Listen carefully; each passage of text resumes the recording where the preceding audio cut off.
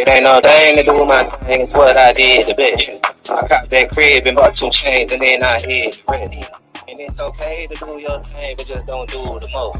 I put my friends in that old Benz and took that to the coast. It ain't no thing to do with my thing, it's what I do to bet you. I build my mattress, pay my taxes, then I blew the rent. And it's okay to do your thing, but just don't do the least. I quit my boss, cause that's Tulsa, been there to the street. Slide in the bed like a wet flow. Already fried from the get-go.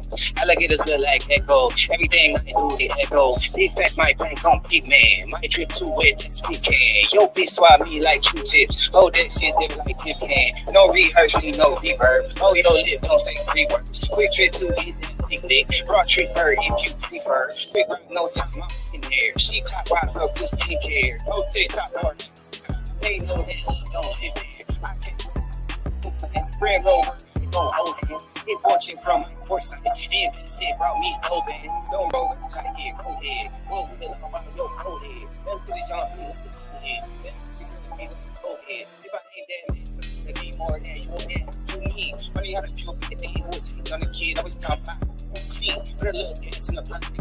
Broken, nigga, just please be cool. But I can't blame, yeah, I won't shame this shit. I probably wanna be me too. Yeah, no, that nigga with my niggas, what I did to bitches. I got that crib and bought 2 chains and then I did the rest. And it's okay to do your thing, but just don't do the most. I put my friends in the old Benz and took that to the coast. And ain't no thing to do with my thing, it's what I do the bitches. I build my mattress, pay my taxes, then I blew the rest. And it's okay to do your thing, but just don't do the least. I quit my boss, cause that's Tulsa, been there to the street. No thing, no sweat, I ain't really worried about it too much. Slight work, light work, not work, I ain't really do much. Get it in, dip it out, pivot route, back on the end zone. Hit up with a best friend, I don't really know about a friend zone. Real time, real talk, fake niggas can't really match that. Put it in the insurance, Uncle Stan can't really touch that. Hit the game, learn the game, play the game, sell the game, all that. Never let them tell you what you can't do, gotta change all that. Feeling myself, they be feeling me too, baby, don't fight the feeling. I've been so high that I'm trying to feel the roof, I'm trying to the ceiling. They be on bullshit like a too fly, be too fly to participate. I need everything for the if I fuck with you, get it different rate. If we fucked up, we don't fold, if you think it needs shit, too close. Winning in it, too close. I be flying to it, too close. Then I'm big deal, really, cause it ain't a big deal. 4 bricks, I'm a 5th wheel. I was born winning, I'm the shit still. No thing to do with my niggas, what I did to bitches. I got that crib and bought 2 chains and then I hit the rest. And it's okay to do your thing, but just don't do the most. I put my friends in that old Benz and took that to the coast. And no thing to do with my thing, it's what I do to bitches. I build my mattress, pay my taxes, then I blew the rest. And it's okay to do your thing, but just don't do the least. I quit my boss, cause that's Tulsa, been there to the streets.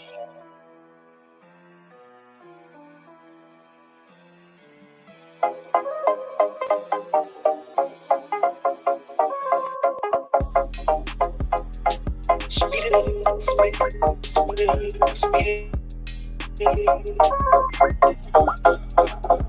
Speed it up, speed it up, speed it up, speed it up, speed it up, speed it up, speed it up, speed it up.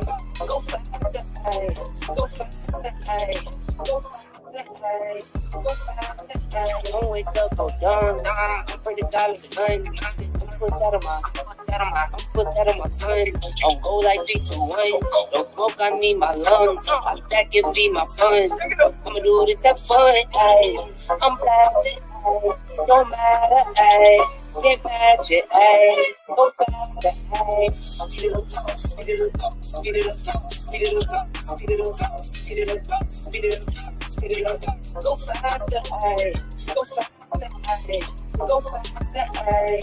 Go faster. Ay. You do your do me. I'ma take this on TV. I'ma do this to my CD. Like your hair is bling bling. You heard top speed, that's me. You heard add it up, that's me. You heard way up, that's me. I'm a Snapchat gauge.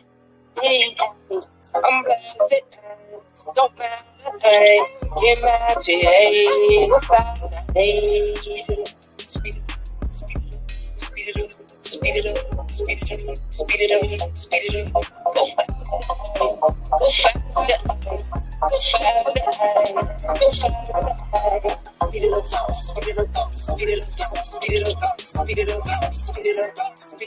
Speed it up, go faster, ay, go faster, ay, go faster, ay, go faster, ay.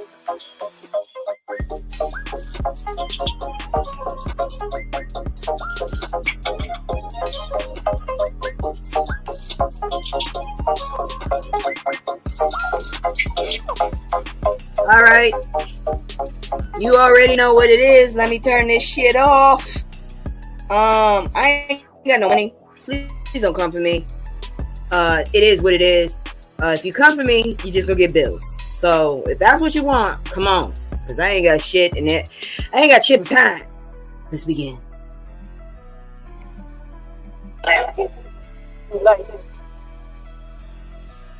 Green light, let's get it. I'm a thief, I'm in it. Check score, I'm winning. Green light, let's get it. I just win. Win. I'm a fan. 10.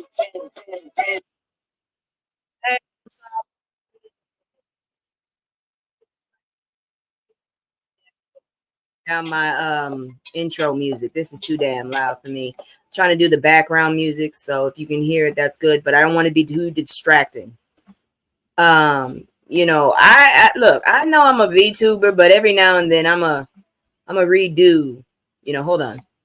Okay, I'm gonna redo my whole thing when it comes to like outfits. I like this outfit, and honestly, if I had this outfit, I would be wearing this outfit. I just wish I had my joint. That's all I'm saying. Medicated. Just letting you know, medicated.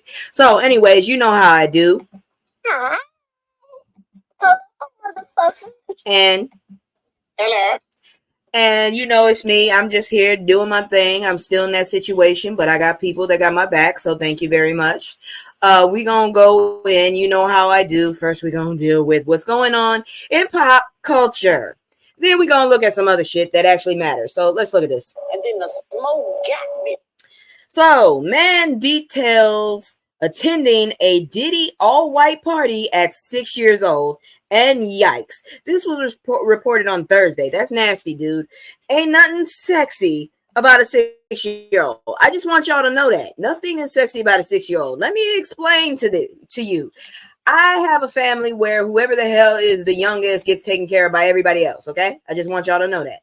I have an issue bathing slobbery ass kids. It ain't gonna work for me. So I find absolutely nothing sexy about a toddler, an adolescent, a teenager. Shit, I don't really like young adults. So I'm just letting you know. I just don't understand what's his malfunction. Why you like little kids? Cause ain't nothing nice about it. Cause I'm serious. I done been forced to let someone kiss me, and it was disgusting. Slobber all over the place. Ain't nothing sexy about that. Now, we want to talk about sex. Let's talk about an adult. Adults are sexy, okay? Normal adults, not creepy ones, like this one, the Diddler. So, anyways, let me tell y'all. What is he doing? Why is he holding his child? It's not his child. Why is he holding his child? Why is he holding that woman with no shirt on? I don't care if he's holding little Kim. She don't give a shit. Okay, so at one point, an event to one of Sean the Diddler Combs' annual all-white parties was a symbol of status and inclusivity. I think you're just asking to have to wash your clothes, personally. Every time I see somebody wearing all white, I just know by the end of the day, they're going to be frustrated because something getting on that shit. I'm telling you. Anyways, now a slew of disturbing allegations against the disgraced hip-hop mogul is shifting attention back on what exactly went down during these functions, which are now under federal investigation. Justin Litovsky, oh Lord Jesus, remembers the time his parents took him to a Diddy party in July 1999. I had just graduated. I was in the military. At that time, I was learning how to use a rifle. When he was just 6 years old. Damn, I feel old. According to the now 30-year-old Litovsky, Diddy's all-white party in the Hamptons were full of celebrities, guests, drugs, and women galore. I remember a lot of weed and a bunch of topless women in the hell are you seeing that without your parents? Had I seen some shit and I had some kids, we gone. Fuck you. We'll find another way. Fuck you. Anyways, apparently he was one of few, if not the only children in attendance, which he said bothered him. I don't remember seeing one other child. Lavotsky, look, they can't spell the boy's name. They missed the what letter. Lavotsky recalled, I'm normally the type to want to go play with other kids. That's what kids do. They play with each other and not in a perverted way. Lavotsky's parents, Maya Lavotsky and David Allen, okay, we see where that's going, were invited to attend the party, and Allen was a photographer at the time, snapping pictures of party guests and the festivities of Combs' function. The star-studded guest list included celebrities like Jay-Z, Tyson Beckford, Little Kim, and Donna Karan. Look, god dang it, if you at a party where Little Kim is at the party, especially in the 90s, you child should be nowhere near that party, okay? Your child should be in another region of the hemisphere. If Little Kim back in the 90s, because we already knew what was up with her, okay? She didn't hide the shit. If you at a party with Little Kim, your child should not be at the party with Little Kim. That's all I gotta say. So you already knew shit was up, but you still went ahead. Where were you? Where was this kid's parents? This don't even look right. He looks uncomfortable as fuck. Why are you holding this little pale boy? This boy don't want you touching him. He want to go play. You can see he want to get the hell. And why is his arm on his stomach? Your hand do not need to be nowhere near this boy's organs. Nowhere.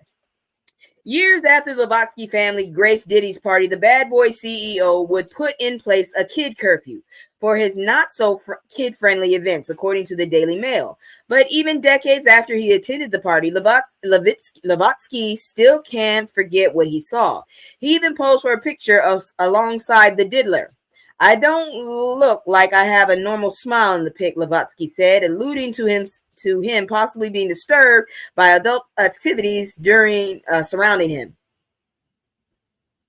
I just want y'all to see his face again. This does not look like a kid having fun. Okay, let me bring that down. Yes, it's disgusting. It's absolutely fucking disgusting, and I'm sick of it.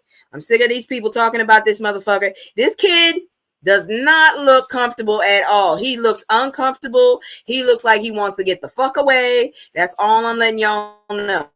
This dude is not to be near people. And I still don't understand. I'm sorry, but you need to explain to me, how the fuck is Little Kim at the same party as your child? If I had a child, if I had a little baby cousin, and I found out Little Kim, I don't care what era, Little Kim, yes, his parents were being negligent as fuck. I'm just saying, if I'm sitting my ass up there and I see Little Kim walk around, it's time to go. Because I apparently need an adult my damn self. I'm just saying that the woman never presented herself as kid friendly. She was colorful as fuck, especially when it came to them damn outfits. Because let's not get it twisted. Nicki Minaj had nothing when it came to Little Kim and them damn colors. She pulled that shit out of the damn woodwork. And I'm sitting up there like, where the hell do you find outfits to fit this shit? This is what I just don't get. So that's what's going on with the Diddler, okay? I don't know what to tell y'all, but it ain't cute. It ain't nice. And I still want to know where the hell his parents were. Because I don't understand how the hell this boy is out there with him, touching him. The man is gross. Actually, I don't care if you look like Mr. Rogers. If you're my child and I don't know Mr. Rogers, he ain't going near my baby. You can take your ass on. Don't touch him. Anyways, let's see here now. What else did they say? Okay, so the Diddler's federal indictment more than likely marks the official end of the notorious all-white parties and ominous freak-offs. The rapper is now behind bars facing ex-trafficking and racketeering charges. Let's not forget, he now has apparently a new judge. He's going to try to get bail again. I wouldn't come near him with a 10-foot pole. He already done put his damn mama's house on up there to try and get some goddamn bail. Sir, you really need to be in jail. You freaky as it is. Go ahead and bend it over and bust it open for the perverts over there that ain't had none in a while. Go on and do that shit. Because I feel like you might as well be with someone that ain't got shit else to do but that. You done tortured and traumatized enough people, okay, sir? I really think you need to go ahead with Clarence Thomas and whoever else, that dumbass in North Carolina, and just give us back your black card. I don't think the race wants to claim you no more. I personally feel like it. I don't think anybody want to claim you but your family at this point. So, sir, you might as well just hand in your black card and call it a day. Because I swear to God, you are burnt whatever the hell you want to claim now, in my opinion. That is disgusting. You're a dirty ass man, and I stand by it. But anyways, let's move on. We're going to check out my commercial because you know how it is. My mods have lives. I have a lot of shit going on. So, you know, I'm an independent woman. I ain't trying to show off or nothing, but it is what it is. I handle everything. I am my own broadcasting team right now, and maybe when I get bigger, you know, things will get a little easier, but it's a struggle. And if you with me, let's go on for it. If you like what I'm saying, if you like what I'm doing, please like, share, join, subscribe. I don't give a damn. Just talk to me, damn it. Here we go. It's just me and the fam. It's just me and the fam. It's just me and the fam. It's just me and the fam. Yeah. It's just me and the fam.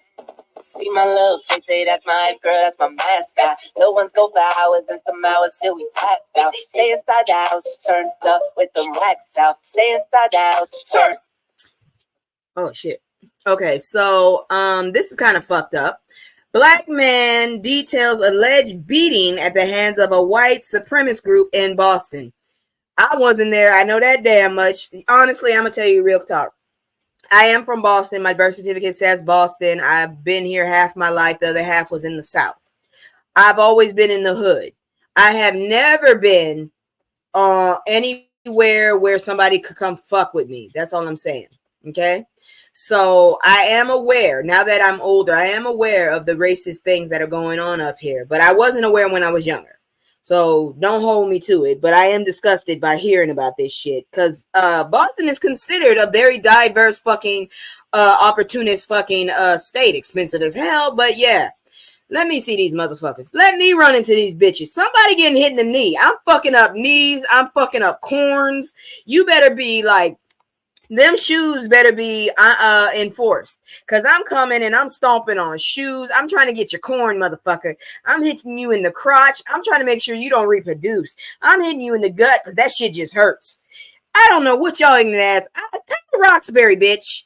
I see you at the Patriot Front. I don't know where that is, but come to Roxbury. Come to Dorchester, Jamaica Plain, Mattapan, Grove Hall, Blue Hill Ave. Bring your ass up there and talk shit. Let's see what happened to you.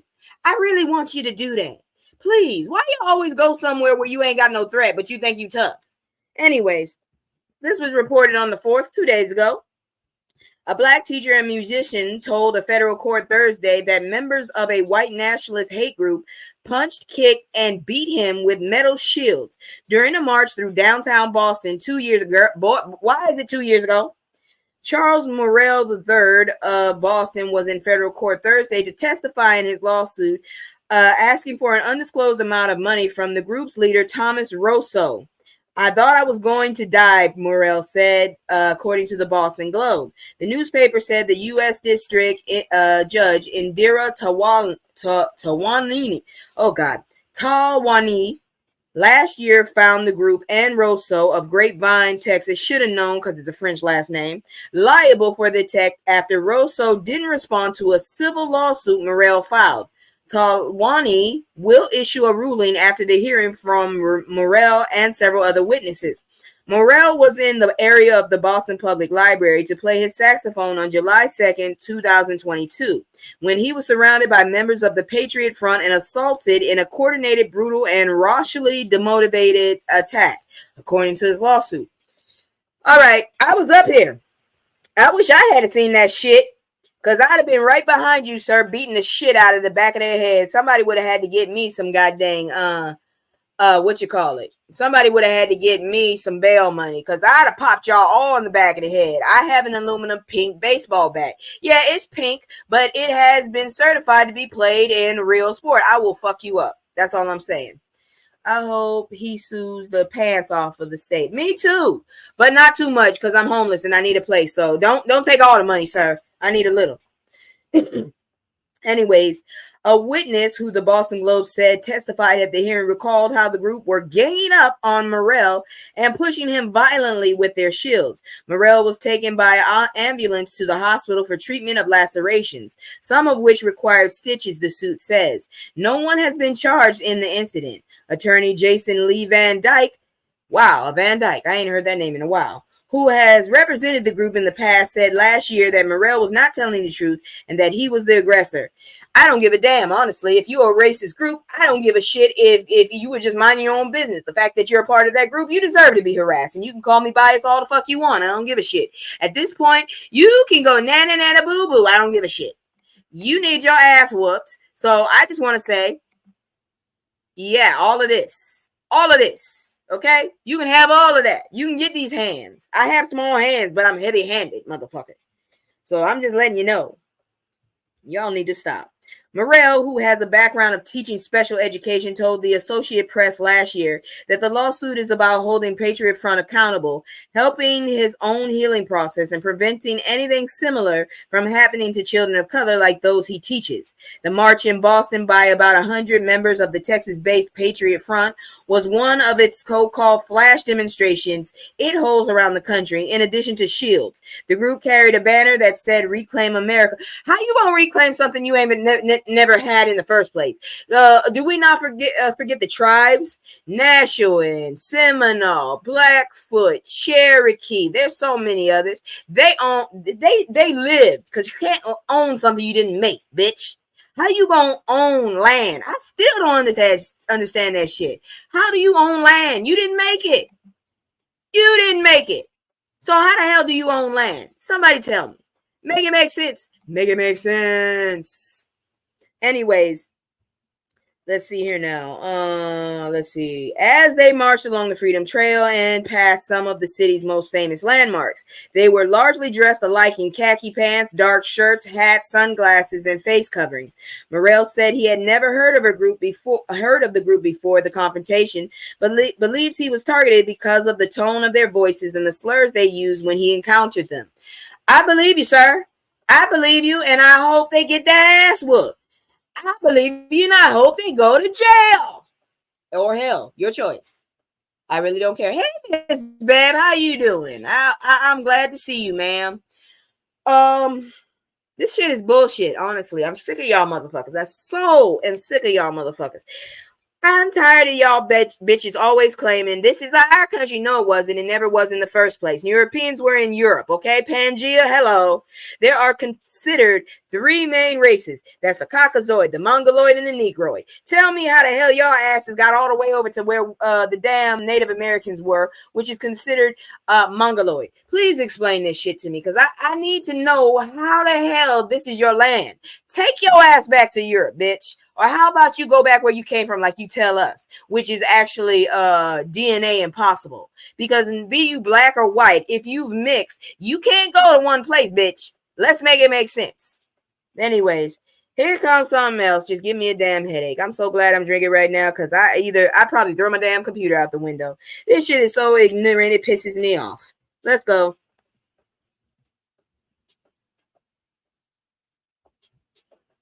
So, in a small town in Mississippi, why it gotta be Mississippi? Oh, it gotta be Mississippi. Mississippi is stuck in 1950, okay?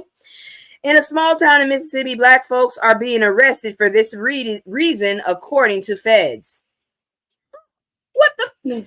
A Mississippi town is attracting national attention after the Department of Justice investigation just uncovered a historic level of police corruption.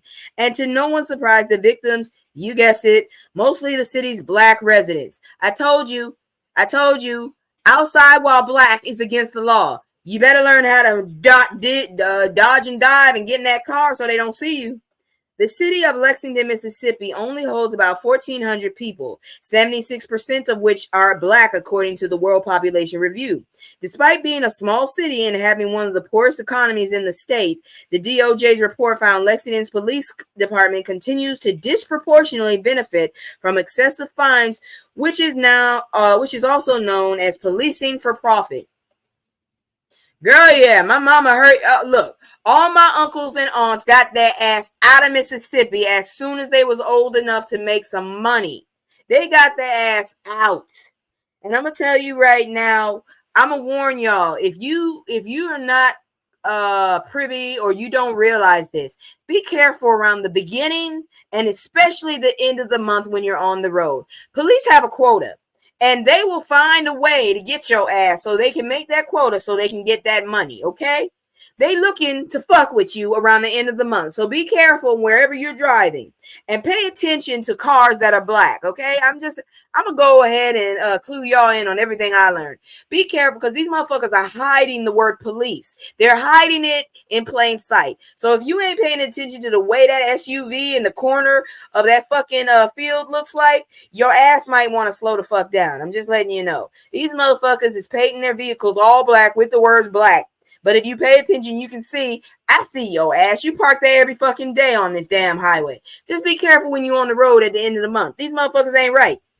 Anyways, from 2021 to 2023, Lexington increased police spending from $662,925 to $665,130, according to the report. To collect this money, it's reported that Lexington Police Department has arrested about a fourth of the city's population since 2021 and collected fines totaling more than $1.7 million. When you break it all down, that would mean every Lexington resident, man, woman, child, owes $1,400 to the LPD. Exactly. Quotas. Be careful if you ain't used to being on the, especially the fucking state troopers. Be careful of these motherfuckers. They waiting for your ass so they can make that quota so they can get their money off of your ass. Be careful.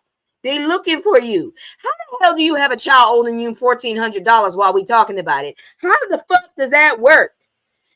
But it gets worse. According to the DOJ, through a combination of poor leadership, retaliation, and a group of lack of internal accountability, LPD has created a system where officers can relentlessly violate the law.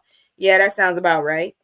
The report listed examples of the LPD civil rights violation against its own citizens, including sexual, against women, racial discrimination against black residents, and even unjust sentencing for residents who fail to pay their fines. So what you're telling me is you're basically a legalized mafia, is what you're telling me. You're a legalized mafia to shake us down. What a cricket police. Girl, you ain't seen shit till you go to Louisiana. That whole state is corrupt. I hate to say it. One Lexington resident was reportedly chased by officers through a field and tased in his head before beginning to foam at the mouth. As the report mentions, this was not the only time the man encountered police, as he was jailed several times for simple offenses like stealing a cup of coffee. Really? I'll get you a cup of coffee and I'm homeless, bitch. By the end of November 2023, the DOJ found the man owed more than $7,500 in fees to the LPD. Y'all probably the only ones getting that money. Y'all probably the only motherfucking ones. I'm going to tell you right now, Miss Bev, I want you to think back to Jindal. My mama said this, and I didn't realize until I actually looked at his picture. Don't Jindal look like his breath stink? I'm just saying. The dude look like his breath stink. I'm just saying. Every time he walks around, it looked like he tasting himself. Clinton, girl, why the hell did they steal my mama truck and they found it in Lincoln? I'm sitting up here like, how the hell we live in Lake Charles? How does it work? Woo! The residents should do a class action. Girl, no. You don't seem to understand. Mississippi has been going through a whole bunch of shit. Like they trying to build a fucking police state, a police city in that bitch where people live against their will. So I'm just telling y'all need to do something about this shit. I'm just saying because it ain't right. And Mississippi and a lot of these southern states, they be getting us. They be fucking getting us, and they think we stupid, and it pisses me off every fucking time. It pisses me off.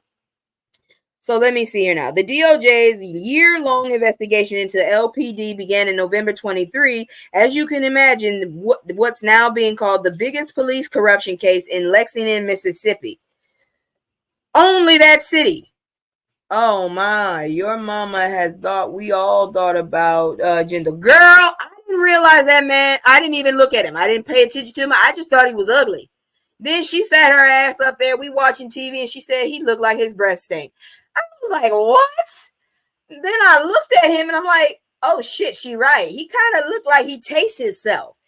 Hey, Moo, what you doing? Hey, y'all driving in the bushes. All right, you up here. I run by my rule. If you come up in my room and you got a channel and you want to shout it out, come up in my room. Let me know you up in here. I'll shout you out. So y'all check out Moo's page. This is her page right here. She be doing all kind of different stuff. If you're interested in tea, you ain't gonna get that much from me. You might get a little taste, a little sip, but I ain't giving you a cup of damn tea. I ain't got time for that shit. I'm on pure caffeine. If I ain't drinking the soda, my ass is drinking some liquor. If I ain't drinking liquor, my ass is somewhere drinking some coffee. I do not sip. I ain't got time for it. I don't even know how to sip wine, okay? So I'm not a wine sipper either. I'm a gut rot kind of chick.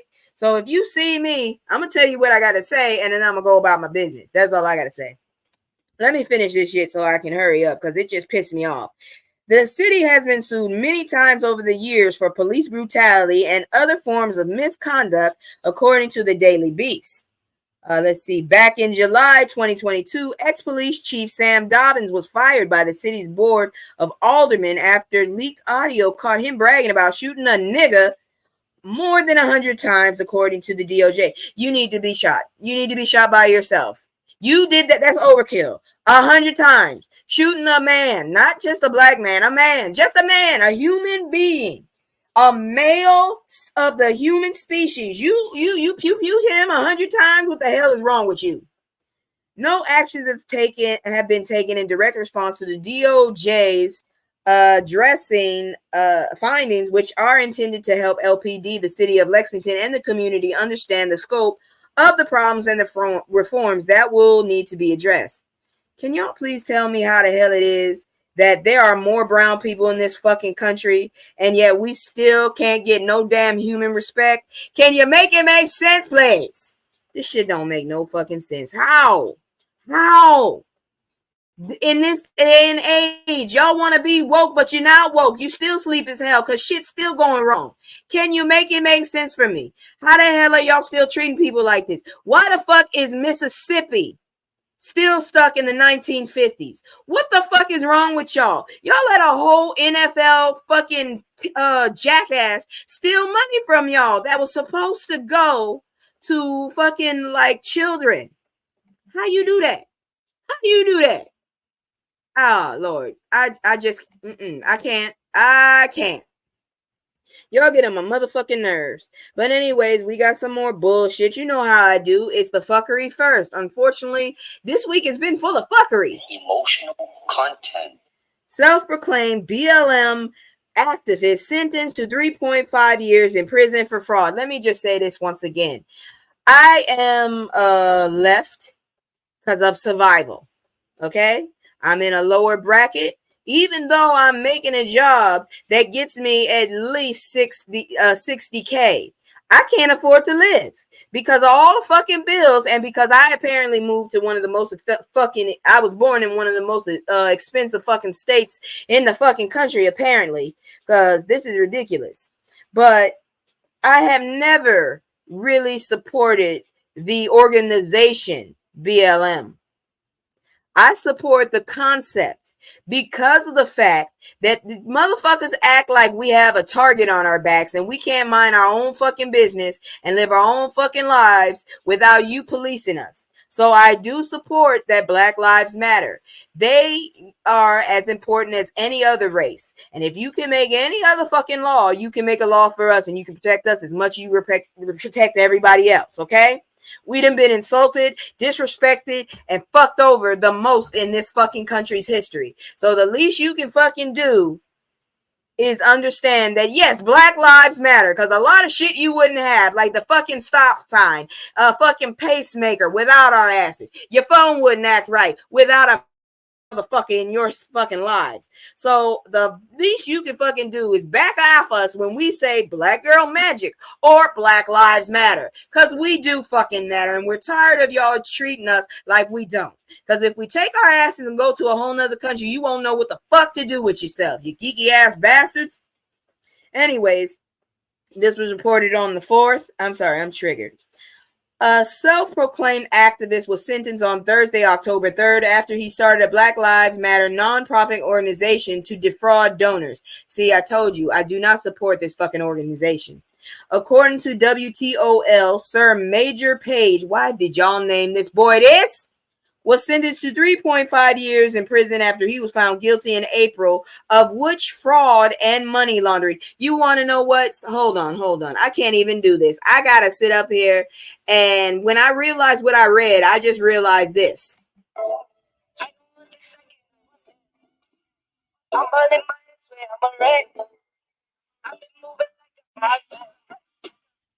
Your ass fucked around and found out, and I don't feel sorry for your ass. I didn't realize this, but I didn't think I would have that segment. But you know what? You fucked around and found out. This is what you get. Take your ass to jail, asshole. Ain't nobody got money for you to be defrauding their asses. Y'all get on my nerves with these organizations. I love the concept for our black people, but you need to go somewhere, because I do not love that organization at all. All of y'all trying to do is fucking get a money grab. I don't see no goddamn foundations for Michael Brown, Tamir Rice, what's her name? What's her name?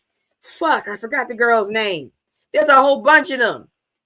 All these names, I don't see nothing for nothing. Sandra Bland, I don't see their names. But y'all making money, giving people houses and shit when we can't even afford to rent. Bitch, you get on my nerves. That's why I hate the organization. I hate the organization. I love the sentiment. I love what it stands for, but I hate the motherfuckers that run the shit. Get on my nerves. Let's see. The sentencing comes after Page was accused of posing as a Black Lives Matter leader and misrepresenting a Black Lives Matter nonprofit organization. Police said Page created and operated a social media page called Black Lives Matter of Greater Atlanta and accepted monetary donations that he ultimately used to make purchases related to food, dining, entertainment, clothing, furniture, home security systems, tailored suits, and accessories. Please go to jail. Please go to jail and rot there, please. Those motherfuckers gave their money out of the goodness of their heart, and your ass did this shit. Please go to jail. Please. I want you to go to jail right now. Don't come back. I'm so sick of y'all motherfuckers. You get on my last nerves with this shit. Just like the bitches that want to sit up there and use a fucking race call when it ain't even because you don't know how to be accountable. I had a motherfucking supervisor, all right? I'm going to do a story time real quick. This bitch was a supervisor. Now, the rule for the hospital was if a natural disaster comes, you stay your ass in the state. Why this bitch go to Texas and then tell me when I evacuated in the state, I ain't nobody's supervisor. I got a whole fucking like gas meter spilling out gas in front of my house. Why this bitch want me to come in for the weekend? Bitch, no. And then I find out this bitch talking about if they do shit to her because she broke the rules, she was going to use the race card. I hate motherfuckers like that. Do not use the race card if it ain't an actual race thing. Accountability, I stand for all the time. I don't give a fuck. Accountability goes over race. I will never cape for a person of my color or not if you are accountable. Take your lickings like everybody else. I don't give a fuck what race you are. Okay? Phenotypically, I am black, but I got all kinds of DNA in me, and I don't give a shit. I'm always going to stand with the black because I can't hide that. That money should have went to black families that really needed it towards just... Exactly. That's what I just said. Exactly. And the shit get on my nerves. Y'all need to go somewhere with that shit. You're just trying to make... Everybody is struggling. And here you come with your trifling ass. Get on my motherfucking nerves. If you don't go somewhere, you better. Woo! But anyways, let me go on and finish reading this shit. I had to go on a tirade. Y'all get on my fucking nerves with this bullshit. Y'all motherfucking money grab bitches. Let's see. You know, if we all work together, we would have a very good life. I'm just saying. According to the authorities, the BLMGA social media page received over $467,000 in donations. That would have paid off all my fucking bills and would have bought me a car and still had money to save. Oh, Lord. All of the money was transferred to the bank account named Black Lives Matter of Greater Atlanta Incorporated, which was owned and operated by Page. Page previously said the funds were being used to fight for George Floyd. Why are you fighting for George Floyd in Atlanta? How about you fight for the motherfuckers like, what's her name? It was Brittany? It was Brittany, right? Why don't y'all do some shit? No, Breonna Taylor. Why don't y'all go do something for Breonna or somebody else in that area? Why are you doing a George Floyd? George Floyd was a regular man. He wasn't a superhero, okay? I'm tired of y'all using his fucking name. I don't worship this man. He was just a regular man at the wrong place at the wrong time. Stop trying to make him a fucking martyr. You get on my fucking nerves and stop talking for us. We are a whole race. Let me see. However, let me see. Page previously said the funds were being used to fight for George Floyd and that none of the funds have been used for personal items. I want to see receipts. I want to see receipts, bank statements. I want to see invoices, all of that. Let's see here now. Where was I? All movement related according to the FBI. However, authorities say one of the largest purchases made from the BLMGA account was to a title company for the purchase of a home and adjacent vacant lot in Toledo for $112,000. Page was arrested after the FBI and Toledo Police Department raided a home in September 2020. I hope you go to jail. I'm sick of y'all motherfuckers. You sit up there and it's just a cash grab. I'm sick of fucking money hungry people. Y'all get on my motherfucking nerves. Fuck the fact that everybody else is struggling. You greedy ass bitches always do that shit and it pisses me off. We struggling. We homeless. We can barely make it. We trying to feed our families, take care of each other. Here you come trying to get more than you even need and taking advantage of people. Go kick rocks, bitches. You get on my nerves. I'm just so sick of y'all. I'm so fucking sick. If I'm salty, you can call me salty. But y'all get on my motherfucking nerves and somebody need to whoop your ass, really. You need to get your ass whooped. That's all I can say, because you get on my fucking nerves. And all I can say is, let me see here. There you go. That's all I can say. Fuck you, bitch. You was wrong for that. Now, before we move on, you know, it's a lot of fuckery, so I'm going to break this up with a few commercials.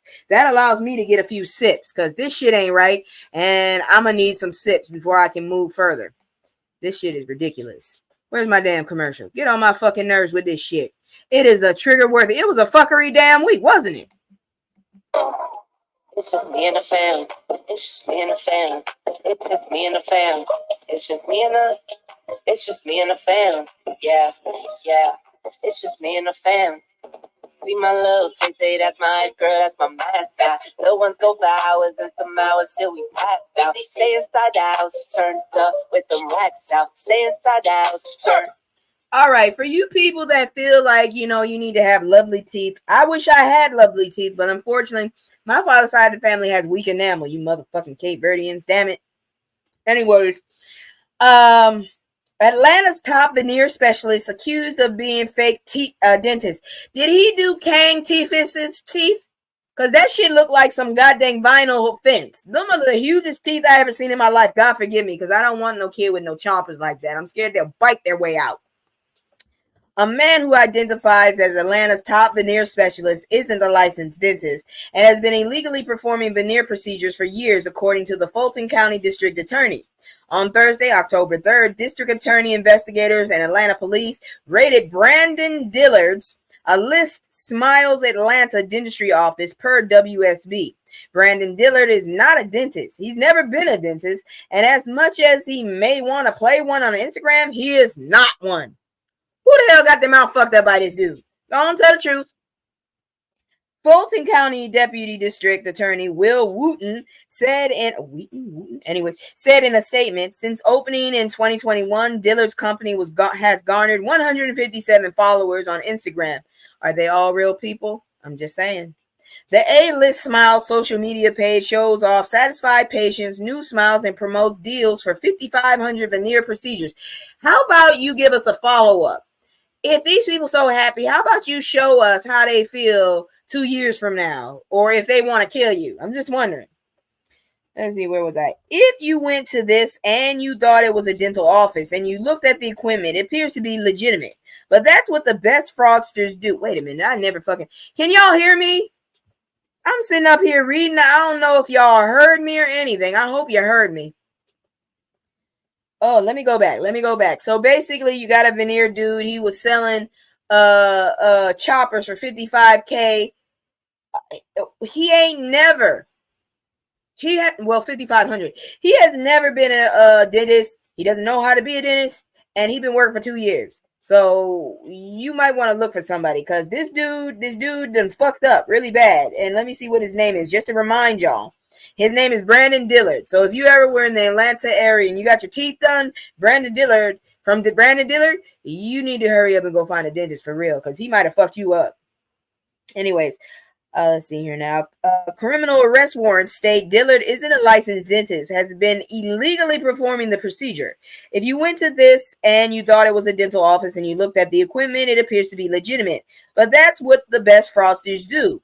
They do everything they can to make themselves look legitimate. And in this case, this legitimate operation. The operation is the consequences are to one's health. Fulton County District Attorney Fannie Willis said in a statement, Fannie, please don't get in trouble. Dillard is facing felony charges, including dentistry without a license, practicing medicine without a license, and theft by deception. It does not look reputable. It does look reputable. It does look professional, and that's the part of the scam, Wooten said. Dillard is accused of holding $6,000 training sessions for people to become veneer specialists. So you passing on the fuck up. Everybody gonna be walking around with fucked up teeth. Shit. Many people said this paid this defendant to receive training on how to do this illegal conduct. I am not interested in prosecuting those people. I am interested in stopping this work and finding out who they are, because they are also victims, Willis said. Willis noted that if the veneer specialists continue to perform the procedures without a license, they will face criminal charges too. They were enticing people to come in to take these classes so they could get rich too. But you were getting rich doing something that's completely illegal, the DA said. Improperly installing veneers can result in infection and other medical issues. We have had dentists not just locally but from outside of the state also come and report that they were concerned about their patients who have received services at this location and the long-term effects of the damage. Look, I've been hearing in these YouTube streets about this shit for a minute, how people be fucking up people's teeth and they can't even breathe without that shit hurting, because you need to understand, there are nerves. The teeth might be bone, but there are nerves. There are actually blood. There's blood going through those teeth. That's why when you pull them out, there's blood everywhere. There's a lot of shit to do with your mouth, and you need to make sure you know who's fucking with your mouth. I'm just saying. But anyways, let's move on.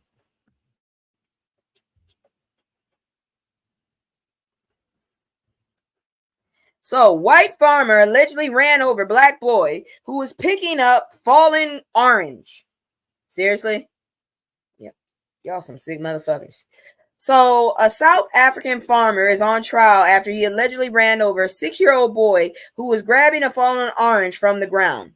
70-year-old Christoffel Johan Stolman, you already know, faces 2 charges of attempted unaliving and a charge of reckless and negligent driving in connection to the September 20th incident, during which he's accused of intentionally ramming into a child, per the Latin Times.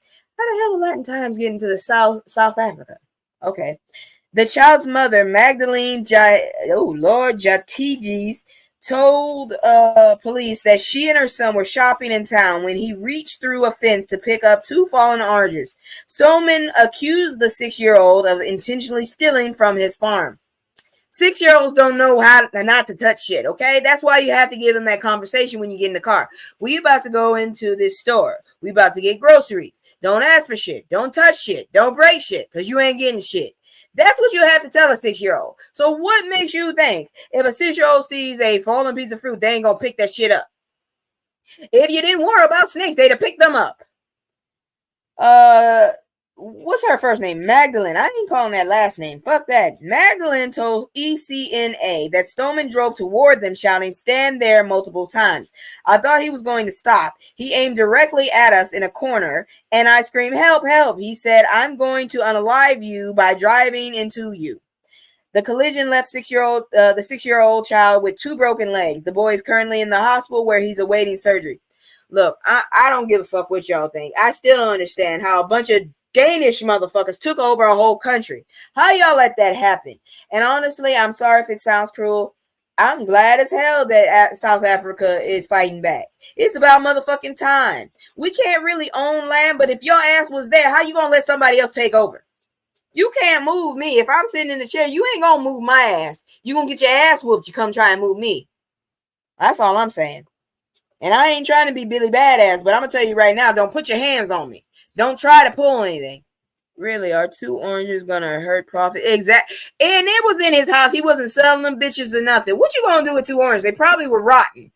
He was just picking the motherfuckers up. He saw them on the ground and he picked them up. What you gonna do? They're oranges, and you probably wasn't even gonna fuck with them. Man, you get on my motherfucking nerves. That's all I can say. Y'all motherfuckers get on my nerves. Running over a 6-year-old. I bet you wouldn't do that to your own damn kid. So anyways, the mother's, let's see, the collision left the 6-year-old with 2 broken legs. The boy is currently in the hospital where he's awaiting surgery. The boy's mother said Stoneman hasn't made any efforts to help them after the incident. According to LBC, oh, Lord, really? Long Beach, California. Stoneman told police he would do it again. Community members alleged the farmer had previously engaged in similar crimes. Stoneman has been denied bail and amid his trial. Sir, I don't give a fuck if you 70 or not. I hope they give you to the people. Because some of these people done got sick of y'all putting your foot on their neck. It's their land. That's why it's called South Africa. You are South African. And if you ask me, you just a fucking sneak. How the hell you take over a whole country? I don't understand it. And I don't care what race it is. I don't think anybody right for going into someone else's fucking country. You see a whole civilization, you take over. I do not support any of that shit. And yeah, I'm part Native American. What, you got a problem with it? Shit. Get on my motherfucking nerves. But anyways, let's move on. I didn't smoke. Drumpf says he wants to deport Haitian migrants in Springfield. I want you to be deported, sir. You only the first generation. Your parents were immigrants. Your orange ass look like you have blackface on, really. You need your ass deported. All you have done is fucked up this country. You are the worst president in our fucking history. And if you ever win, I will be leaving this country with my family because I'll never bow down to your stupid orange ass. You ugly motherfucker. That's all I can say. I ain't never seen someone so ugly with lips that damn thin. Can you taste your food or does it just slip through? I wonder, because you ugly. You, oh, and what's up with that hair? Please stop. Do you realize you look like a reverse raccoon? You was an ugly motherfucker. That's all I want to let you know. You got me. You got me because you're ugly motherfucker. All I can do is watch you and wonder why motherfuckers just sit there and put up with you. I don't get it. Make it make sense. Former president and current felon, President Donald Drumpf, former president, is threatening to send illegal migrants in Springfield, Ohio, back to Haiti. I want y'all to just whoop his ass. I don't want him to unalive, but I would really like him to have a few black eyes, some bruises, a kick to the crotch. He don't need to reproduce any fucking more. A lot of the people that he have helped reproduce are horrible, horrible, shit-ass people. I'm just saying. During an interview with News Nation, which is just like CNN, not CNN, Fox on fucking meth, on Wednesday, October 2nd, Drumpf said he wants to revoke temporary protected status for Haitian migrants in Springfield per CNN. You have to remove the people and you have to bring them back to their own country. Then you need to take your ass to fucking Germany, asshole. They are, in my opinion, it's not legal, the former president and current felon said. Then take your ass back to Germany. You ain't mixed enough. You can go back where you came from. Nobody wants you and we won't miss you. When asked specifically about revoking migrants' temporary protected status, Drumpf said, absolutely, I'd revoke it and I'd bring them back to their country. Drumpf's comments come after his running mate, J.D. Vance, the one that be looking at couches, allegedly, strangely, and other allies fueled false claims about Haitian migrants eating and abducted pets in Springfield. The false allegations come after Biden administration expanded the temporary protected status designation for Haiti in June, which allowed roughly 309,000 Haitians to live and work in the U.S. without fear of deportation. According to Springfield police, between 12,000 and 15,000 Haitians legally live in the city under the TPS program. City officials have confirmed that they've received no reports of anyone abducting or eating pets. When asked Wednesday about what happened if Haiti refused to accept the migrants he planned to deport, Trump said they will. Well, they're going to receive them. They'll receive them. If I bring them back, they're going to receive them, he said. You ain't spending none of your money, you cheap bastard. I hope somebody deports your ignorant ass. You ain't even originally from this country. Your parents are from Germany, motherfucker. You only been here one day. My family has been in this country longer than you, okay? And I'm talking about my father's side. My mother's side, yeah, we were slaves. We are descendants of slaves. My father's side, motherfucker, we've been here 4 generations. You are a first generation in this country. We can send your ass back to Canada. Drumpf. That's your real last name, Drumpf. Get on my motherfucking nerves. Anyways. Emotional content. Black students struggling to start college Republicans chapter at HBC. Why? Why are you doing that? You ain't got much to do, or you just want someone to fuck with you, right? Look, I'm not telling y'all not to stand up for what you believe in, but why would you sit your ass up there and bring a knife to a gunfight? Let's be serious. Black students struggling to start. Oh, this was reported on the 3rd. A Florida A&M University student is struggling to reestablish the college Republicans chapter at the HBCU because she can't find an advisor to sponsor it, NBC News reports. Have you been paying attention to politics? All the loudest, crazy-ass motherfuckers seem to be Republicans. I don't know why. I'm not saying all of them are wrong, but a lot of the loudest motherfuckers ain't right in the head in the first place. And you trying to bring this to black folks. We don't like shit that don't make sense. I'm just letting you know, if it don't make dollars, it don't make sense. And these motherfuckers are batshit crazy. HBCU, let's see here now. Okay. Charisse Lane, an FAMU senior and registered Republican, is trying to reboot what would be the only active chapter of college Republicans at a HBCU. However, FAMU guidelines state that registered school organizations need at least 10 members and a faculty advisor. I've reached out to professors, Lane said. The 2 that responded said they couldn't do it. She added, so it's not like I'm not trying. The College Republican National Committee has students groups at roughly 2,000 campuses across the country as recently as 2016. The GOP group could be found at several HBCUs, including Howard University, Morehouse College, and Central State University and FAMU. I'm not saying all that shit. However, college Republicans currently have no active presence on any HBCU campuses.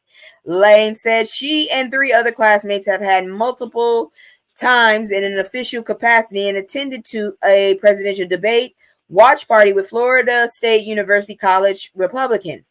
The FAMU senior said she's frustrated. She's been unable to form an organization on campus. The HBCU has consistently housed an active chamber of college Democrats. I'm not doing shit for anybody Republican after something like Project 2025. This is the worst timing for your ass. You should have did this shit last year before these dumbasses decided to go tell their just plans before they even laid them out. Because now that we all know, very few people that have a soul are going to even fuck with that, okay? Until this orange turd is out of the Republican Party, ain't nobody taking this shit seriously. These jackasses literally said that people can actually dictate the weather. Miss me. You motherfuckers have lost your mind if you actually believe that shit. And I really have less fucking respect than I had with you before. That's all I can say. I'ma just stare at your ass. Ignorant ass motherfuckers. Get on my nerves. Felicia Barnes, assistant director of student organization at FAMU, said college Republicans would be welcome back on campus. They've been here before, so it's not like it hasn't been the organization here, she said. Lane recognized that she's seen as an anomaly as a self-identified pro-black conservative at HBCU. Look, a few people that I know consider me a conservative, but at the same time, I don't believe in dictating somebody's business. I don't want to be in your business. I don't want to tell you how to do with your money. I don't give a fuck who you fuck. I don't give a fuck who you kiss, as long as it ain't somebody I'm doing that with. I don't care what you do with your kids, as long as it doesn't affect my family. If you want to traumatize your kids, go for it. I don't give a fuck, because when they come back and fuck you up, that's your fault. But don't sit your ass up here and use conservative like it counts for all the fucked up shit these evil ass people are trying to pull, okay? Conservative has now become an alias for Rosses. Let's keep it real. I am a regular person that just want to live my life, mind my own business, and follow what fucking biology has dictated. I don't want no extra shit added, no extra shit removed, okay? If you can't accept that, go kick rocks. I just want to live my life and mind my motherfucking business. I don't give a fuck what you identify as. I want to mind my own fucking business. If I don't agree with you, agree to agree, and you leave me alone. I ain't got to follow what you got to say, and quite frankly, all of these fucking labels are getting on my nerves. From Republicans, I get a black supremacist, and sometimes they say that I race bait. And then from the Dems, sometimes I get called an Uncle Tom, she said. Sometimes you don't fit in with either side when it comes to opinions. Everybody got their own opinion. I ain't gonna stop you from believing what the fuck you want, but at the same time, I ain't got to agree with it. I'm not a Republican because right now these motherfuckers are trying to get rid of me. When these motherfuckers go back to how they originally were for the black person, then I'll fucking scream about Republicans. But until then, as always, I vote for survival. Fuck off. Here we go. GOP lawmaker who posed as Michael Jackson denies blackface allegations. Can we just go up and down the street? Like, can we get a group? Because y'all all got these little gangs to fuck with us. Can we just get a group where we go up and down the street, and when you doing something ignorant as hell, we just beat the shit out of you? Can we do that? Oh, God. And then he looks, oh, Jesus, you bear-looking bastard. New York Congressman Mike Lawler, Republican, says photos of him dressed as Michael Jackson shouldn't be construed as blackface. Why? Because he has vitiligo, you asshole? The New York Times reported Thursday that Lawler previously wore a blackface Jackson costume during a campus Halloween party at Manhattan University in 2006. Photos show Lawler donning a black shirt, a red jacket, and visibly darkened skin. Bitch! Woo! Oh my God, what is wrong with you? I done caught you in 4K, bitch. You done got on my last nerves. No, you didn't. The congressman, let's see what he said. Lawler, who is running for re-election in New York's 17th district against Modere Jones, denied that he was wearing blackface in the photo, saying that Thursday, the ugly practice was the furthest thing from my mind. Then why did you do it? You don't see me running around dressing like Elton John or Boy George. You don't see me doing that shit, bitch. The congressman, he said, let me be clear, this is not that, Lawler told the Times of blackface photo. The congressman later told CNN that he used a friend's bronzer and that this was really not what I think could truly be construed as blackface. Yes, it is, because blackface isn't just about having a black face. It's freaking perpetrating a black person. It's basically portraying yourself as something you are not. That is what blackface is, you asshole. And you are trying to put yourself up there and portray yourself as a black man, not a Mexican man, not a white man, not a tanned white man, a black man. I don't give a fuck if he has vitiligo. The motherfucker got a black daddy and a black mama. He black. Lawler said the congressman later told CNN that, I said that, but certainly understand why people would be offended by it. And for that, I'm sorry. Why do motherfuckers do that shit after the fact? Don't do it in the first place. You act like this shit is brand new. Lawler said in 2006, costume was a genuine homage to my musical hero since I was a little kid trying to moonwalk through my mom's kitchen. You know, they got kids running around, little white kids that dress up like Michael Jackson without turning their skin dark.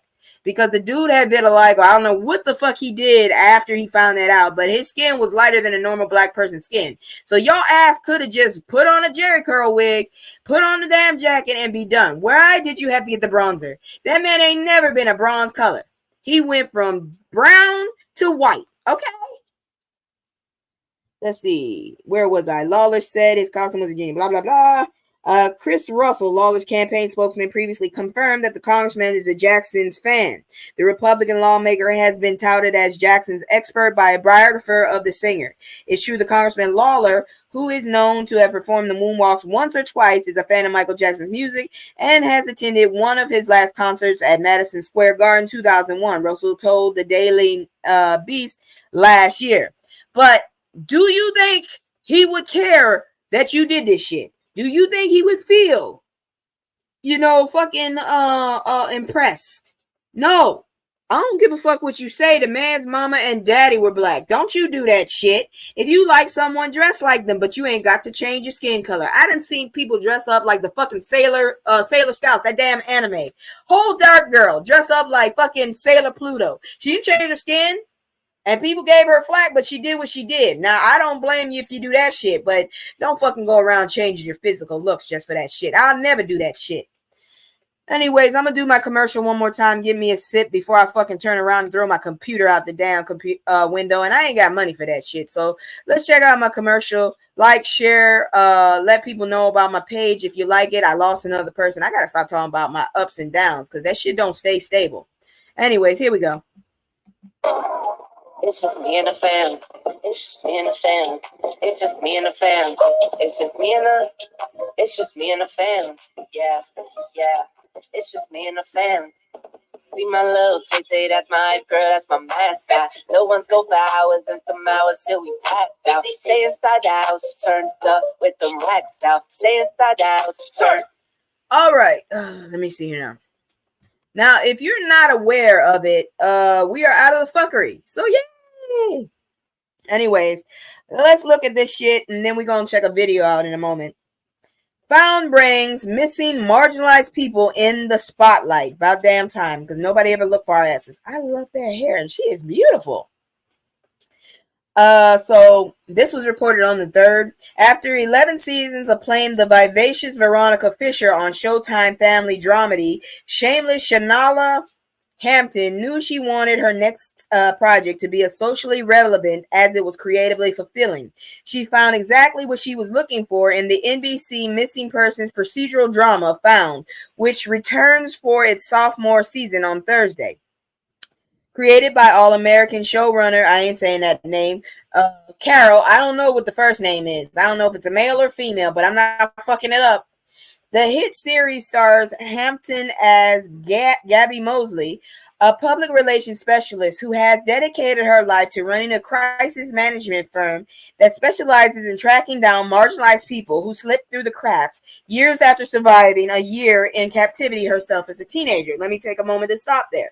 If you don't know, if you haven't been reading the news, there's again a disproportionate amount of missing brown and black females set against their white counterparts. We do not find out about them as much. We don't hear about them as much, and they go missing just as much. That includes Native American, Hispanic, and black, and Asian.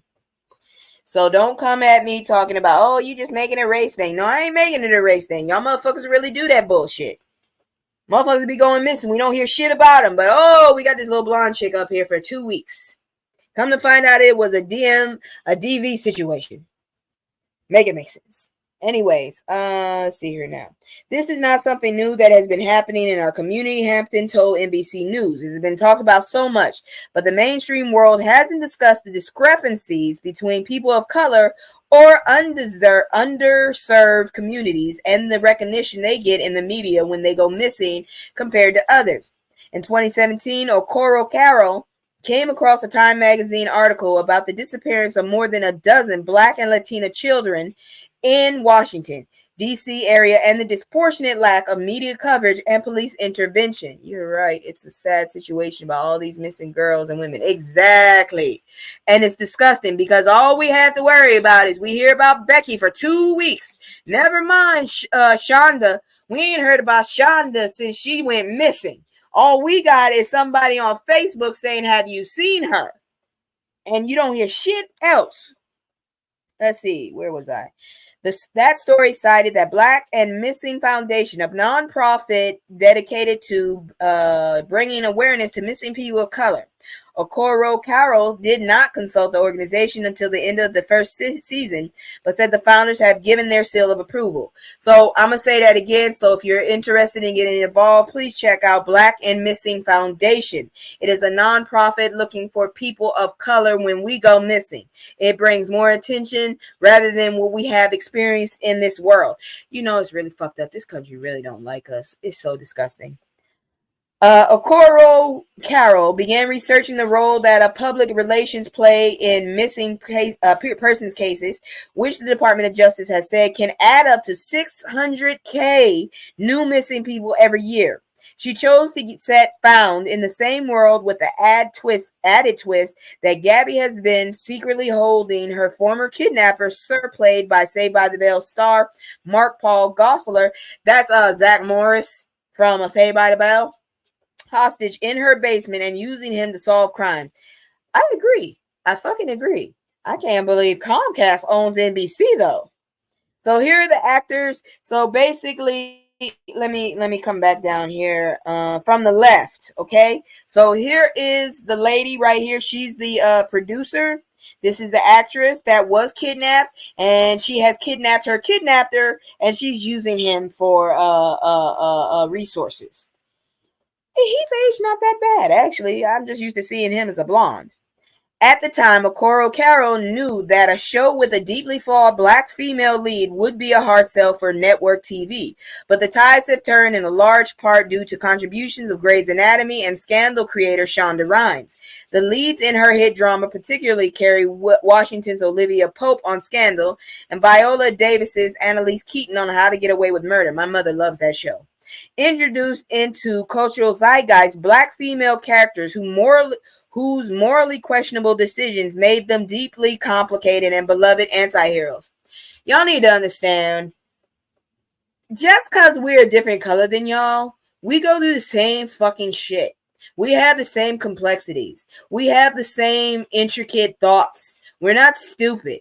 We're not uneducated. We're very educated, actually. If you didn't know, most of the black people that you got from Africa when you tried to buy us were smart.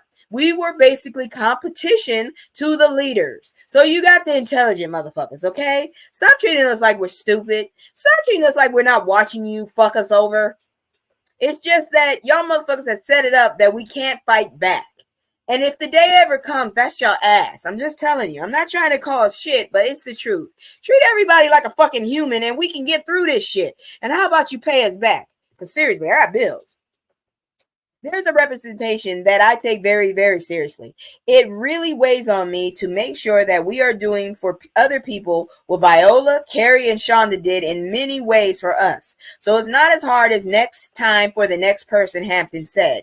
To be a dark-skinned girl on network television with natural hair, all mine, and dreadlocks is something that has never been seen on TV before, even by people I have mentioned.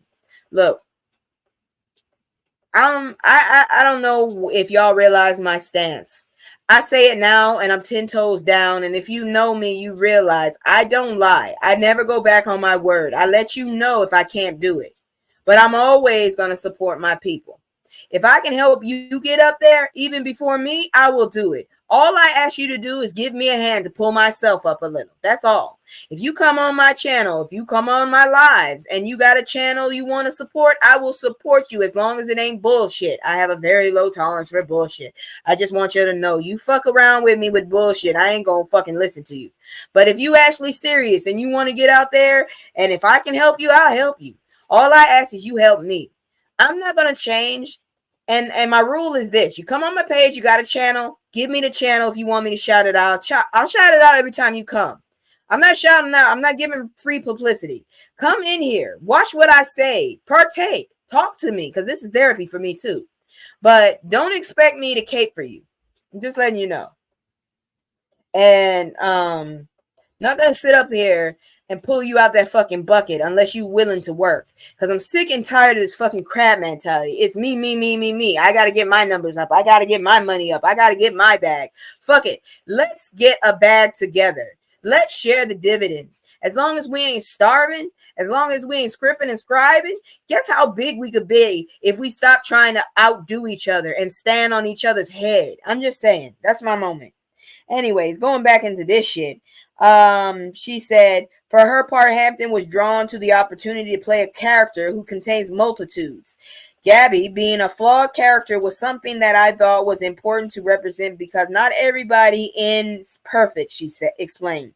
People are battling their own demons, and maybe it's not a man in their basement, but when it comes to the healing process of going through trauma, especially in communities of color, we will sometimes sweep things under the rug and not discuss the traumas that have happened in our lives.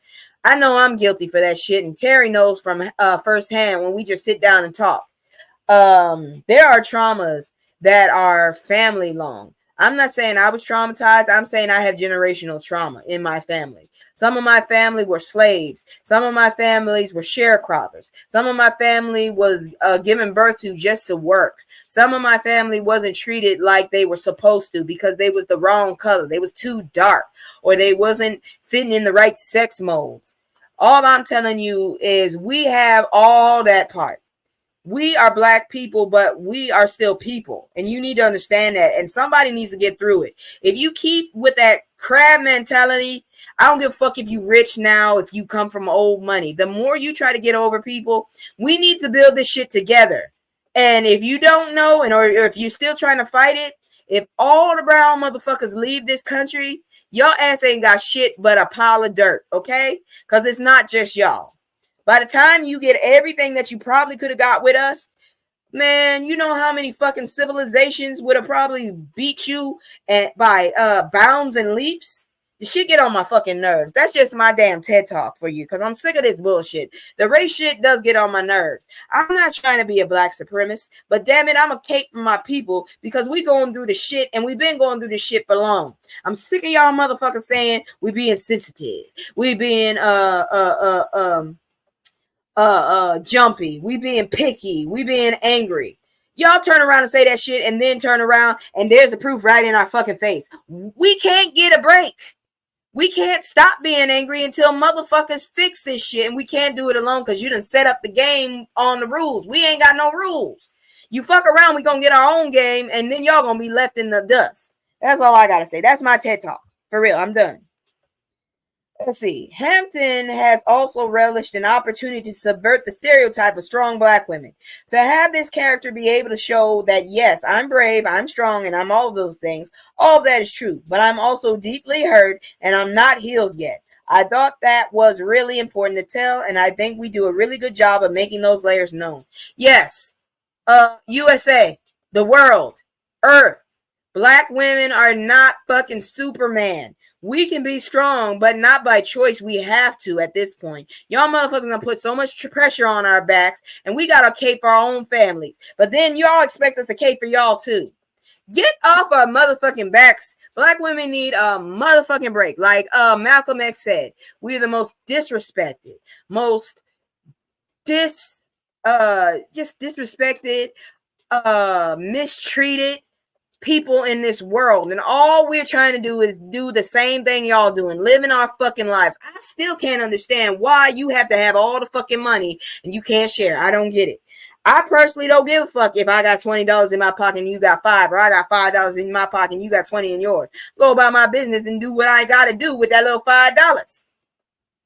I ain't trying to have that 20 because maybe later on I'll get 20. Y'all got to get over this shit because you cannot squeeze blood out of a rock.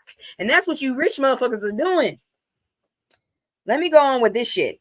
In the second season of Found, Gabby's worst nightmare has come true. Not only has Sir escaped from her clutches, but he has also now recaptured Gabby's close friend Lacey, who is Gabrielle Walsh, who was once held captive with Gabby.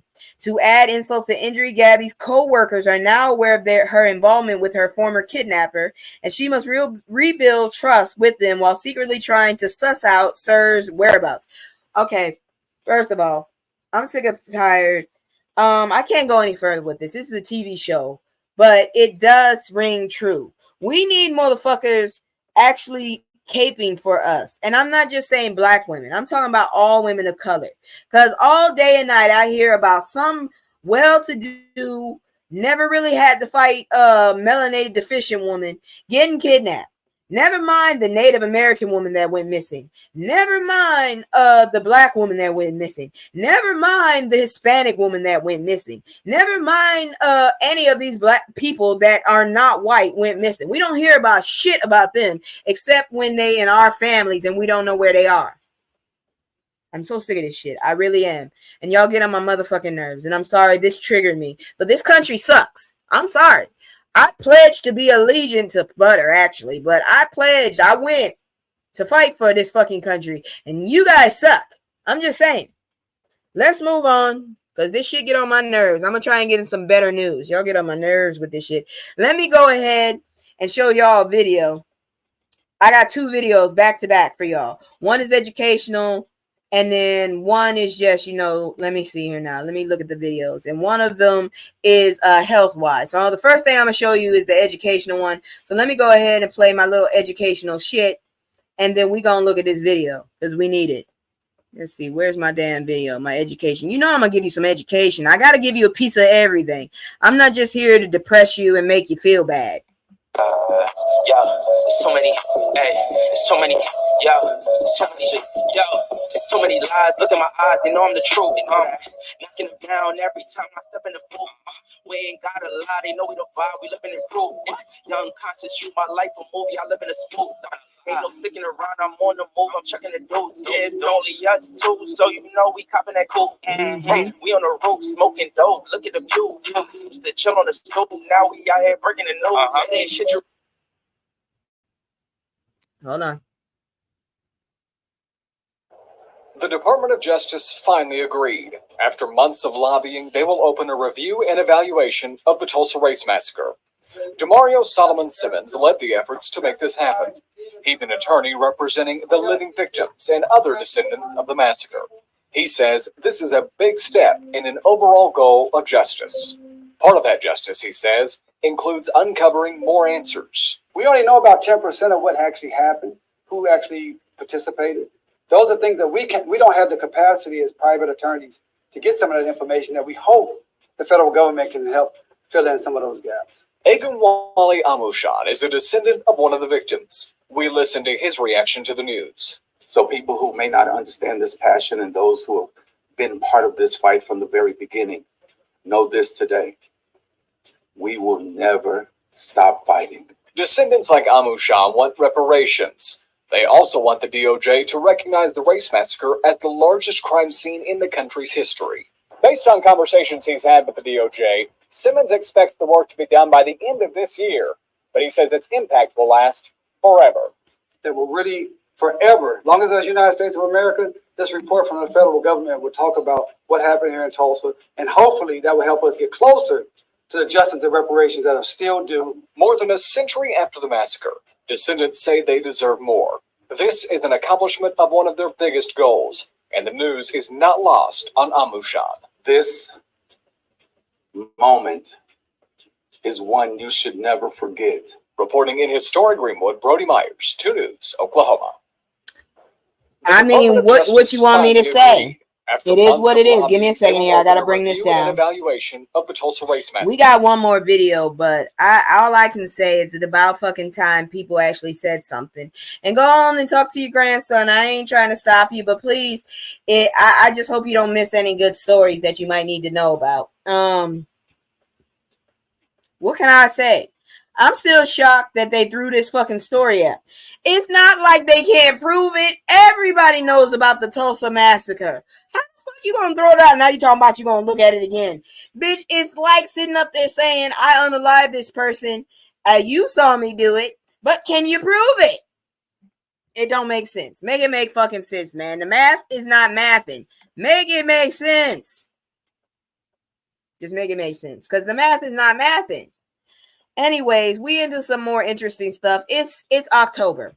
Now, I want you to know I really don't celebrate any holidays. I really don't, except for Jewish ones. Now, don't come at me. I do not support what Israel's doing, so don't come at me. But I love horror movies. And it's that time, it gives me an excuse this month. I don't celebrate it, but I love horror movies, so I'm going to share something with you. Here we go. God dang it. 15 black folklore stories to know ahead of spooky season. See, I don't hear that much stories about black folks. I usually hear about melanin deficient or Mexican or Asian stories. I don't really hear about black folks. Candyman. I'm not really sure if that can be because they didn't really say his. I don't know. Though based off the 1992 horror film, the lore behind the Candyman is a legend of its own. The film was inspired by Clive Barker's short story The Forbidden and follows the folklore tale of a ghost of a black artist and son of an enslaved man who was unalived by an angry white mob, and after his relationship with a white woman was exposed, his hand was sawed off and covered with honey, leading to his eventual unaliving by bee sting. Candyman's story was remixed by director Bernard Rose, who made the tale of his ghost that came to haunt Cabrini Green public housing developments in Chicago, the location where his corpse was buried centuries earlier. He taunted children with candy-riddled riddles with blades and kidnapped them by the sweep of the hook he had for a hand. Want a meeting with him? Say his name 5 times. Oh, so this ain't real. Oh, well, it's funny. So let's look at it. Well, I wouldn't say it's funny. I just like horror movies. That's just me. This is that moment you get to know about me. What is this story right here? Because honestly, I don't consider Candyman an actual black folk tale because the story wasn't even made by a black person. So the Boo Hag.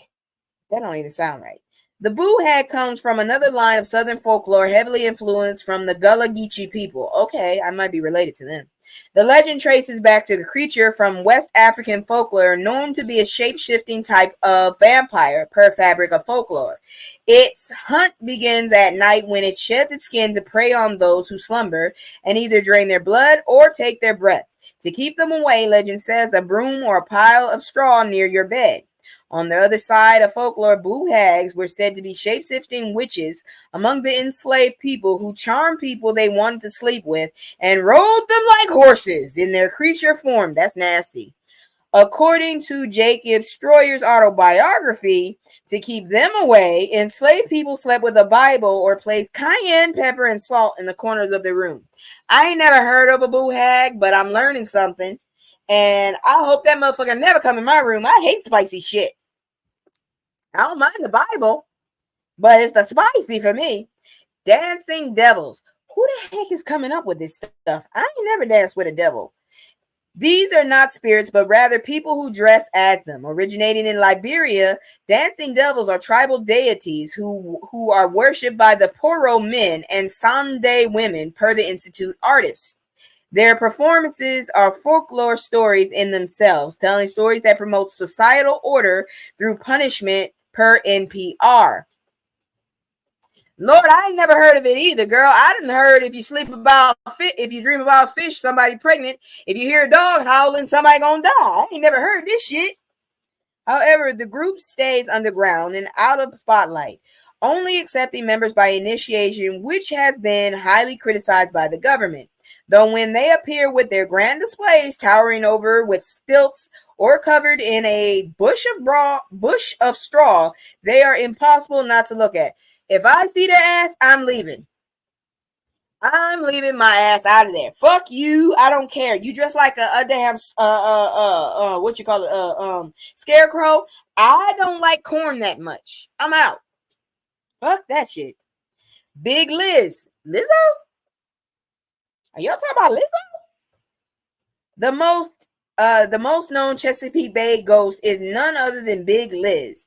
I thought y'all meant like Big Les from BET hip hop. Yes, I have about people having a dream about fish. Somebody in the family's pregnant. Exactly. I don't know about this Boo Hag. That don't even sound right. There's plenty of versions of her story. This is the Chesapeake Bay ghost.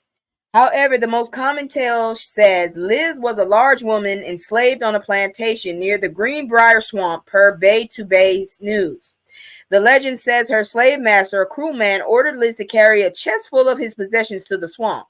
After digging a deep hole and placing the chest inside, the man drew a sword and sliced her head off while her back was turned. That's dirty as hell, sir. You are a coward. Since then, swamp visitors claim they've experienced odd sightings and chilling presences around the area, alleging Liz still haunts the swamp. Care to summon her? Honk your horn or flash your headlights on the swamp's bridge. Look, I don't even stop. I don't even stop in a swamp. Fuck you. I don't want to go near leeches. I'm not looking for no damn ghosts. What they say, leave the dead with the dead and the live with the live. I ain't looking for your ass. If you're gone, you're gone. Now, this one I've heard a lot, and you Louisiana people probably know about this heifer too. Just don't send her to me. Voodoo Queen Marie Laveau. I'm scared of this girl. Laveau wasn't just an urban legend of New Orleans. She was the voodoo queen of the times. Back in the late 1800s, she was said to be a hairdresser to wealthy white women who poured out their secrets to her in typical hairdresser style per Britannica. She was known as a generous Samaritan who was originally a faithful Catholic until she appeared to take interest in incorporating voodoo practices. Let me stop. I align with what believes in God, the Most High, and His Son. I believe in that. I believe maybe we're all confused and we're worshiping the same thing, but we don't understand how to agree to disagree. But I'll say one thing. I don't know shit about voodoo, but I'm under the impression that this is a native religion. It is not hoodoo. It is voodoo. Okay? It's a religion. Y'all need to stop villainizing this. I don't fuck with it, but I don't think you should villainize it. No, I have never heard of her, and I'm glad I hadn't, because I don't believe in anything outside of holiness. I want to say that too, but somebody broke it down and hurt my feelings. They said, if you believe in God, then you have to believe the devil. Both of them exist. You can't believe in day if you can't believe in night. And I understand that he was once an angel. He fucked up though, man. And part of me feels like maybe in the end of times, maybe, because I always want to see the best. Maybe he'll finally apologize to the Father and he'll take him back. Maybe I'm wrong, but I thought angels were part of his kids too. Maybe I'm wrong. Anyways, she was known as a generous Samaritan who was originally faithful Catholic until she appeared to take interest in incorporating voodoo practices, which she would use to her financial benefit of exchange of receiving status from the higher class women. She unalived peacefully at 79 years old, though local news or New Orleans residents claim her spirit wanders around about the St. Louis cemetery. If you visit her tombstone, you'll see a plethora of X marks in threes. Legend has it, if you draw the symbols or turn around 3 times, knock on the tomb and yell your wish, it might be granted. You know what? I don't need a wish. I leave dead people the fuck alone. So if you want to go summon this woman, go ahead. I ain't trying to. My grandmother, it was a mother of a church. I ain't trying to summon her either. So you can miss me. They gone, leave them alone. That's all I can say. Leave them alone. Okay. The Ghost of Myrtle Plantation. So I already know this is not in the north. Satan was a fallen angel and other angels fell with him. Yep, I know about that. But for me, I don't know. Maybe it's because I was a very loving kid. I had my issues, but I wanted everybody to fit in when I was little. And I don't know. Something just fell into my head that they were his children too. Maybe I'm wrong. I ain't trying to say I know everything because I definitely don't. In another spooky slave tale, we have a girl named Chloe. That's a nice name. The enslaved girl was said to have lived on Myrtle Plantation in St. Francisville per NOLA.com. NOLA, another word for New Orleans, okay? For any people that absolutely have no fucking clue. Though it is it's speculated that she was even on the property. Various folktales allege she became the target of Judge Clark Woodruff's advances. However, when she was caught eavesdropping on a conversation about sending her to do field work, the judge sliced her ear off, forcing her into a turban to hide the wound. Chloe allegedly devised the plan to poison the family by way of a birthday cake. However, the judge didn't take a bite. When the locals heard of what she'd done, she was lynched by an angry white mob.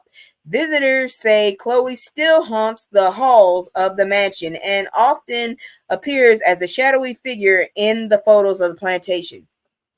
I couldn't do it because I'm not one of those people that run to see a fight. I'm really not. I'm that person that will stay the fuck away from the fight. And if I know the person in the fight, I'm trying to get their ass out of the fight. No, angels aren't his children. They are divine beings. Oh, okay. Well, you see, I told you, I got some ignorance. I ain't got a problem admitting when I'm ignorant about stuff. I don't know everything about the Bible. I know the basis. But my whole thing is I'm still learning. So I ain't got a problem saying I don't know something. And I do appreciate anybody that can give me more information. So thank you, Miss Beth. Now, I know about Anansi. I just never thought it was scary. I was raised on Anansi. I know about him. One of the most known tricksters is Anansi, which originated from Ghana and adopted by the Caribbeans. The Anansi was initially considered to be the creator of the world, but typically portrayed a spider-like creature per Britannica. The trickster is known to outsmart oppressors with cunning wit and the knack for escaping sticky situations. Has anybody ever been called slick? My mom always used to call me slick. Now I'm understanding. Anyways, the Anansi's tricks can be quite harsh to assert dominance over his opposers, including acts of cannibalism, exploitation, and serious betrayal. I didn't know about that. You're welcome. We all are learning together. Yes, we are. Let's see here now. For enslaved people, Anansi became a symbol of hope to escape bondage, offering strategy to devise plans and make decisions for foreseeing the consequences. Here's one thing people don't seem to understand about me, and I need to explain this because I'm tired of people not understanding me. I'm the kind of person where you hurt me faster, and I've said this before, if you're my friend. You can't hurt me as fast as you can hurt me as a friend if you are a lover. You can't. Because people who are my friend, I let in deep, okay? And for me, I have the way I'm seated in my head, okay? I'm seated in my head where I feel like, just stop fucking with people. I don't understand humankind. I don't have an understanding of humankind at all. Because some of the shit I see people do, I don't understand. And I honestly and genuinely will give you my last. I would even, and I'm not lying. If I'm dating someone and they find someone better, I would rather they be with that person than me. I say that because I don't want to waste my time. In this life, I know that I have a certain amount of time, and I've never been one to say I got enough time. I'm always on the go. And I'm not going to sit up here unless you are related to me by blood, or you have known me, then I'm not going to, unless you have that kind of privy to me, I'm not going to invest myself into you. So yeah, I can break a relationship. I've experienced abandonment so much in my life. I can tell you goodbye and act like you don't exist ever again. And unfortunately, that is a mental health mechanism. That is a defense mechanism, and it's not good. I promise you it's not. But at the same time, I'm not going to sit up here and waste my time if you want to play games. So I've ran into people that don't believe that people like me exist. I'm 100% genuine. If you tell me you don't want to be with me, but you still want to be my friend, let me have a little time to process it. But we can be friends because you was honest. And I'd rather you be honest with me than save my fucking feelings. Don't hold my feelings. I'd rather you hurt my feelings right now than have me looking like a fool for the rest of the day. I'm there with you. Once you show me the dishonesty and betray me, I will forgive you, but I'm not going to be around you anymore. Exactly. And the only reason I'm forgiving you is for me, because I want to go home to the Father. Now, I'll be the first one to say I'm not super religious because of other people. But when it comes to my soul, don't play with me. I'm not going to throw nothing down your throat, but don't play with me. That's all I got to say. I had that moment. Anyways, moving on. What other folklores do we have? I know a lot of y'all don't like horror movies, but that's just my niche. I love it. The Boogeyman. I'm going to tell y'all real talk. When I was little, I thought the Boogeyman was a mummy covered in boogers, and I thought that was disgusting. I got an issue with baths because my mother set it up. When I take a bath, I got to go to bed. I didn't want to go to bed. So that was negative to me. Boogeyman just seemed dirty. Anything that dirty quantified with a bath. And when the bath came, bedtime came. So all of that links to negativity for me. I just thought the Boogeyman was a fucking mummy in boogers. It was disgusting to me. And watching people eat boogers is disgusting too. I got relatives. I ain't saying their name, but you traumatized me, heifer. Having origins from hundreds of countries and around the world, the continuous story about the boogeyman, that he or it is an evil being that sulks in the darkness to prey upon disobedient children. Sometimes he's portrayed as a monster hiding under your bed or staircase. However, in Haiti, he's considered to be a mythological being called the Tonton Mukute, or Uncle Gunnysack, per Brown University. He kidnaps children by throwing them in a sack or a makute and punishes them by eating them for breakfast. That's not punishment. That's disgusting. That's just death. That's torture. That's sick. Let's see, what else? This name was soon adapted to describe the Haitian secret police created in 1950s by dictator Francois Duvalier, who kept Haitians feeling they were fleeing the boogeyman for decades. That's fucked up. You did that to a whole race. There's a special place in hell for you. I'm just saying. I like learning stuff, so if y'all want to bow out, I understand, but I just like learning shit. Shango. That's weird, and that's not cool looking. Originated in the Yoruba tribe, Yoruba tribe of Nigeria, Shango is recognized as the god of thunder, who other cultures might consider to be Zeus or Thor.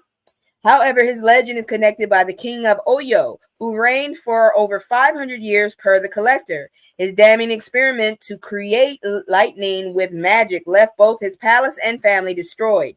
Sunken in shame, he took his own life. However, Yoruba people believe as he ascended as an Orisha, or divine deity, who uses lightning to defend Oyo from his enemies. It's good to know you. It's good to know what you don't know. Yeah, it is. That's why every day I say it at least once a day. I learn something new every day. How about that? I'm not gonna argue with you. Now, if I know what the hell I'm talking about, I'm gonna argue you down to the ground. But if you can show me something I didn't know, I appreciate it. So, what was that again? I forgot. High John roots. Now, the root's medicinal herb is a common ingredient in spells used for protection from evil spirits, granting good fortune with money and relationships, and instilling strength. Its magical properties stem from the legend of High John the Conqueror. Don't know who the hell this man is. His story originates from an old African American folklore where he's said to be a cunning enslaved trickster, but turns to a fool once in the presence of an oppressor. Overall, he's emphasized to be a conjure maker. Therefore, using the herb or its oils can conjure success and love if you desire it. I'm teaching you. You didn't know about this shit because I certainly didn't know either. This is what woke is. I keep telling y'all motherfuckers. They keep bastardizing the term. This is what woke is. We learning what's going on around us. Flying Africans. I wish I could fly. You know how many plane tickets I could dodge? Shit. I'd be sitting up there looking for tickets 2 months in advance. I'm telling you how it is. The widespread legend is a tale directly from the desire of enslaved people to be set free from bondage. The legend claims some Africans were able to escape their chains by flight. Literally, they are said to have used a magical passage to go back home to the motherland. Allegedly, this tale is inspired by real first-hand events recorded back in the 1800s per the collector.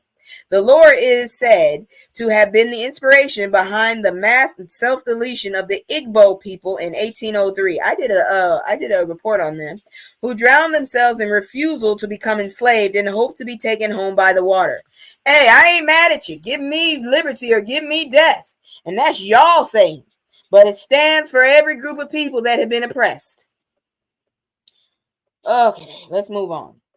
Uncle Monday. I don't like the name Monday anyways, because I just found out that was a racial slur in Massachusetts. I'm still pissed off talking about nobody likes Mondays. Fuck you. The Hoodoo Legends tale was originally told by author Zora Neale Hurston. I've known of her. The man was born in Africa where he became a practiced shaman. When enslaved, he was brought to the Carolinas, but escaped and traveled further down to Florida, where he helped indigenous people learn herbal magic. According to the Museum of Florida History, Uncle Monday wasn't just a magical with herbs, but he had his own magic ability, shape-shifting into an alligator. Legend says He also had command over other reptiles. He reigned as a hoodoo man of the highest power. There's no telling if he still crawls the streets of Eatonville, Florida. Well, if you're a lizard, I can guarantee my mom wants nothing to do with you. She made me get rid of a tiny little lizard I named Sherman out of the hallway when she was trying to come out her room. That motherfucker was tiny. She's 5'11". So yeah, you ain't making no friends with my mom. Suki and the mermaid. Well, that's first. Ooh, a black mermaid. That's pretty cool. Suki's story is about a girl who sneaks off from tending the garden to go to the beach and sing a song to conjure Mama Joe. In Caribbean folklore, the name is translated to the water mother or mermaid. The two become friends, and eventually Mama Joe begins to gift Suki with coins which her dad seizes as soon as she comes home. The story goes on that Mama Joe blesses Suki with a dowry of jewels and gold, but under the condition she marries one man, Dimbo. When he grows up, Suki's father unalives him, takes the dowry, and flees by sea. Dirty bastard. Only to get swallowed up by the waves because Mama Joe wasn't having it. Dimbo is revived by magic, so he and Suki lived happily ever after. Well, that's nice. I like that. The tale is a sweeter spin on the original lore around mermaids. Igbo people passed down stories from centuries ago that half fish, half human creatures were visiting water spirits, per the American Museum of Natural History. So all you assholes that had a fit about Ariel, there you go. The most popular was Mami Wata. I've seen that movie. Mami Wata, who was known to heal the sick. Meanwhile, in the Caribbean, mermaids are known as sinister tricksters who do seduce men to their unaliving. I've heard of that too. I love Greek tales. I love like little folklores. I love that shit. I'm sorry if I'm a nerd, but nerds are sexy. You can kiss me. You can kiss my ass on that. Nerds are sexy as hell. And I'm a nerd. I used to read the dictionary just for the hell of it because I got tired of motherfuckers telling me go look it up. Like, how the hell am I supposed to spell psychology? That I can't found that shit out. All right. The last one is the Bad Man. I've never heard of him either. But I really don't like how his birthday is in March. This trickster tale that managed to ascend from old folklore into modern culture was none other than the Bad Man. The legend is similar to every other trickster character in slavery folklore. However, the bad man doesn't take the form of cute and witty Briar Rabbit, but instead a sly, dark outlaw. His heroic yet rebellious appearance evolved in the original gangster culture as described by John W. Roberts. Remember the story of old pimp stag Lee Shelton, the guy who pew-pewed another man over losing his hat? His story was heavily correlated with the bad man trope. The character just kept evolving until we saw it blossom into the persona of our favorite hip-hop artists and modern gangsters we see today. And that's your education for today. You didn't think Halloween or the creepy time or whatever the fuck it's called would have something educational, and I proved you wrong. So take that with you, why don't you? And now for our favorite, if you say so, our favorite. Ain't nobody got time for that. Oh God, Jaguar. She scares the shit out of me. I ain't even gonna lie. Sometimes she just get too much into it, and I worry she gonna disappear. White folks are being introduced to Jaguar Wright amid Diddy scandal, but should they believe her? I take her with a grain of rice. I don't know. Sometimes she be saying shit right. Sometimes she be saying shit wrong. I don't know. I know that somebody fucked her up, and I'm scared she might disappear. That's all I'm saying. For years, Jaguar Wright has rocked the mantle of Black famous. The Philly songstress has never hit Beyonce levels of fame, but her voice has been all over tracks and hooks from likes of Jay-Z and The Roots. I do remember her voice. I really wish she had stayed in it. However, Wright has become even more famous or infamous throughout the years of her mess-causing stories and conspiracy theories about Hollywood and the music industry. That she's met and worked with many of folks that she talks about gives her a bit of credibility than her gossipy contemporaries like Tasha K. That woman yells just too much for me. Among Wright's more frequent targets, Sean the Diddler Combs, who has been everywhere for obvious reasons. As such, she's been speaking even more publicly about the Diddler of late. Only this time, it seems like she's garnering mainstream SC white audience, even landing on Piers Morgan Uncensored this week. Some things she speaks on be legit, but I can't validate about some of her. Seriously, her head be somewhere, and you can see she ain't all there. And I worry because she be saying shit, and sometimes I be like, you better have somebody watch your ass before you disappear. In wide-ranging interview, Wright specifically calls out not only the Diddler, but Camel J, alleging that the rapper is just as much of a monster as the Diddler. She even spoke directly to the Camel in a clip saying, "That changes now, Sean. You must respond. You have no choice." She then went on to refer to the Camel as a fist of tyranny that has been punching through. This is not the first time she has lobbed concerning allegations against the Camel and others, but this is certainly the biggest platform she has had to discuss it all. I don't care what you say. The man looks like Camel Joe. He looked like Camel Joe when he came out with Jigga. He looked like Camel Joe when he was beefing with Nas. The man looked like Camel Joe. Shit. So after years of speaking out about the Diddler and other celebrities, why now are people truly tuning in, many taking her allegations as fact almost immediately? Nobody in the black group thought this woman said everything true. We've been known about her ass since she came out with her fucking LP, okay? Y'all motherfuckers are late to the show. We've been known about the Diddler. Y'all motherfuckers just never listen to us. The most obvious possible reason is timing. With the Diddler's arrest being perhaps the biggest headline in entertainment in the entire year, outlet readers, and yes, I'm sure that Juicy Smollett is down there, and the general public are hungry for anything and everything they can get their hands on regarding the disgraced rapper, his freak-offs and wrongdoings. Stop! This man has never been a rapper. He's never been a singer. How dare you lie? That motherfucker don't know how to rap. He just know how to go take that, take that. Bad boy, take that. Yeah, bad boy, come out and play. The dude is ugly and he can't rap, okay? He just talks with them big ass soup coolers and them teeth. Woo! Wright is not the first woman to speak out against the Diddler. Wendy Williams, Aubrey O'Day of Dandy Kane, and more have been calling him out for years, as well as we reported. But Wright's allegations have certainly been the most damning and controversial amongst the industry and music fans in general. While we have been well aware of Wright and her various allegations against celebrities like the Diddler for years, the major news surrounding the rapper has thrust her into spotlight, with many people hearing these alleged stories and accusations for the first time. So you late for dinner is what you're telling me. Your ass decided to stay outside is what you're telling me.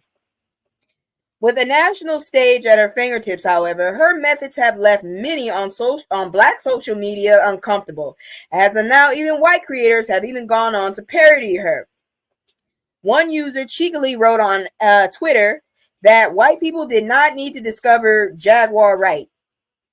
Nobody did, but she's here and you will respect her as a human being. Fucking Diddler, get on my nerves. I ain't calling him by his name. Fuck it. I'm gonna start calling people what they look like. How about that? Shit, I was told I look like a chipmunk. One user wrote about the severity and possible legal consequences of Wright's allegations, specifically the those lobbied against Camel Joe. You know his name. I ain't saying it. He looked like a camel. This is Jaguar Wright accusing Jay-Z, a.k.a. the Camel. I told you I ain't calling him that. Of being a pedo, ex-trafficking, a serial rapist, the user wrote. If she cannot back this up with any kind of proof, his lawyers are about to destroy her. That is true. You cannot, like the orange turd seems to believe, lie about someone and think you're okay. You can take this to court. Y'all need to go back to social study class. Excuse me. Another user shared similar sentiments, questioning the validity of most of Wright's statements. If what Jaguar Wright says is true, why hasn't she been subpoenaed by the FBI, they wrote. If she's seen so much, knows so much, why not go, and why is she not on witness protection? Because she's street. She fucking street. Street people don't go in witness protection. They stupid when in that aspect. Y'all just be believing anything, man. I don't know if she's saying true or not. I wish she would go into witness protection. I was worried about her ass the first time she started talking. But she gonna keep talking and she's still here, so I guess it's okay.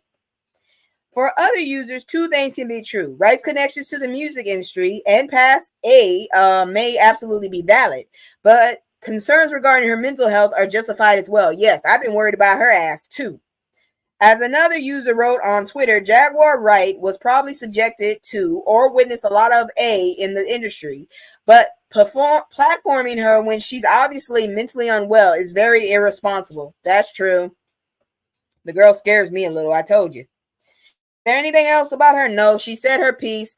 All I can hope is that she don't get her ass got. That's all. I've been worrying about her ass ever since this shit started. That's all I gotta say.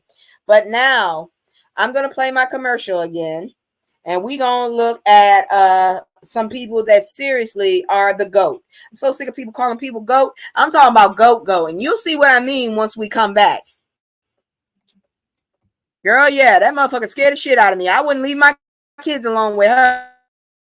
I'm sorry. You a black woman, I support you, but ma'am, I'm not leaving your ass alone with anybody in my family. They might go missing. That's all I'm saying. That girl scared the shit out of me. She's very, very erratic. That's all I can say. And yes, we know words like erratic, you assholes. Act like we stupid. That's what always triggers me. It's just like, stop treating us like we stupid. But anyways, here's my commercial. Where the hell is my damn commercial? It's just me and the fam. It's just me and the fam. It's just me and the fam. It's just me and the. It's just me and the fam. Yeah, yeah. It's just me and the fam. See my little tay, that's my girl, that's my mascot. No one's go for hours and some hours till we pass out. Stay inside the house, turned up with them racks out. Stay inside the house, turned. All right, y'all. Otis Redding receives a posthumous star on the Hollywood Walk of Fame. Redding score. Okay, so Otis Redding. If y'all don't know about him, ask your mama. It wasn't my time, but my mama listened to it, so I listened to it. What she listened to was my music until I got the hell out of there. Anyways, in 1962, this was reported on the 4th. In 1962, Johnny Jenkins, the Pine Toppers, had an audition in Memphis for the Memphis. My mother says Memphis. I don't understand. Where the hell that L come from? Anyways, had an audition in Memphis for the rising new label Stax Records. Jenkins blew his shot, but with time left at the end of the session, his driver persuaded the Stax team to let him take a turn at the microphone. The solemn, simmering performance of These Arms of Mine that followed stopped the musicians cold and went on to alter the sound of pop music to come. I like some of overrated songs. Yeah, me too. I like, Sam. I like his music. I forgot his last name at the moment. The opportunistic vocalist was named Otis Redding, who received a star on the Hollywood Walk of Fame on Friday. This Friday. That man should have been had that shit. Jimmy Jam, a music producer and the master of ceremonies for this unveiling of the star, lauded Redding as a legendary, and I say legendary with all capitals, Jam added. Okay, give me a moment and let me explain to you young people. Jimmy Jam was an important person in black music in the 80s and 90s. If you didn't hear about him, go look him up. Jimmy Jam. His groundbreaking moves as an artist and philanthropist continue to inspire to this day, Jam said. Jam introduced rapper Michael Santiago, a.k.a. Killer Mike. I did not know his last name. Yes, Sam Cooke. I love Sam Cooke. I didn't know Killer Mike's last name was Santiago. Ooh. Anyways, Killer Mike, who praised Redding's character as well as his music. Santiago started off by thanking Zelma Redding, Otis Redding's wife, who attended the ceremony. You don't get Martin without Coretta. You don't get Malcolm without Betty. And you don't get Otis without Zelma. Santiago said, referring to Coretta Scott King, Betty Shabazz, and the wives of Martin Luther King Jr. and Malcolm X, respectively. Carla Redding Andrews, Redding's daughter, wished her mother, who will turn 82 on October 7th, happy birthday, ma'am. An early birthday. I know Dad is saying, I did this for you, Zelma, she said. We have so many honors at home, but this means the world that here we are, traveling all the way to West Coast for this honor that will live on forever as the legacy of Otis Redding does, Redding Andrews said. Redding scored 5 top 5 albums, 17 top singles, and on the R&B charts in less than 6 years of recording before he unalived in a plane crash in 1967 at the age of 26. Damn, he was young. At a time when airwaves and audience were still heavily segregated, he became one of the country's highest grossing acts, forever defining the brawny intensity of Southern soul. Much of Redding's greatest work came as an interpretive. Okay, there we go. Interpretive singer, often of such unlikely materials as Satisfaction, or a show-stopping rendition of Try a Little Tenderness. Try a Little Tenderness! But the Big O also wrote or co-wrote classics like I've Been Loving You Too Long and Respect, which is Aretha Franklin's transformative version, was named by Rolling Stone in 2021 as the greatest song of all time. Raised in Macon, Georgia, Redding first fell under the spell of hometown legend Little Richard singing. By the time of his unscheduled tryouts at Stax Studio, though, he had found a voice all his own. Always think different from the next person, he once said. Don't ever do a song you heard somebody else do. Yeah, that's what I got told in art school too. Don't copy people's art. His preference for ballads earned him the nickname Mr. Pitiful from Memphis DJ, but he used the jab for inspiration. He co-wrote the lightly self-mocking Mr. Pitiful, which became a top 10 hit. I'm going to go listen to it. Famously, Redding couldn't dance much and he wasn't flashy. He was happiest at his farm in rural Georgia when he and artist Carla Thomas playfully trade insults in the 1967 song Tramp. She says, Redding, you're country. And he replies, that's good. Ain't nothing wrong with country. He wasn't just a magnificent talent. His manager, Phil Walden, said he was a magnificent man. But his strings of hits didn't make a dent on the pop side during his lifetime. A series of performances at the Fillmore in San Francisco and the Whiskey in Los Angeles, though, revealed that the rock culture was catching on to power and catharsis of Redding's delivery. Bob Dylan offered him, just like a woman, to record. Janis Joplin took to proclaiming, Otis Redding is God. I don't agree with that. And promoter Bill Graham said decades later, by far, Otis Redding was the single most extraordinary talent I have ever seen. There was no comparison then or now. When closed the second night of Monterey Pop Festival in 1967, Redding memorized the audience. The reaction he got from the love crowd indicated that there could be new possibilities for music. The summer Redding retreated to a houseboat in Sausalito and, inspired by current sensation Sgt. Pepper Lonely Hearts Club Band, began to explore different directions in his songwriting. 6 months later, though, Redding was gone, unalived when his rickety private plane plummeted in frigid Lake Monona en route to a show in Madison, Wisconsin.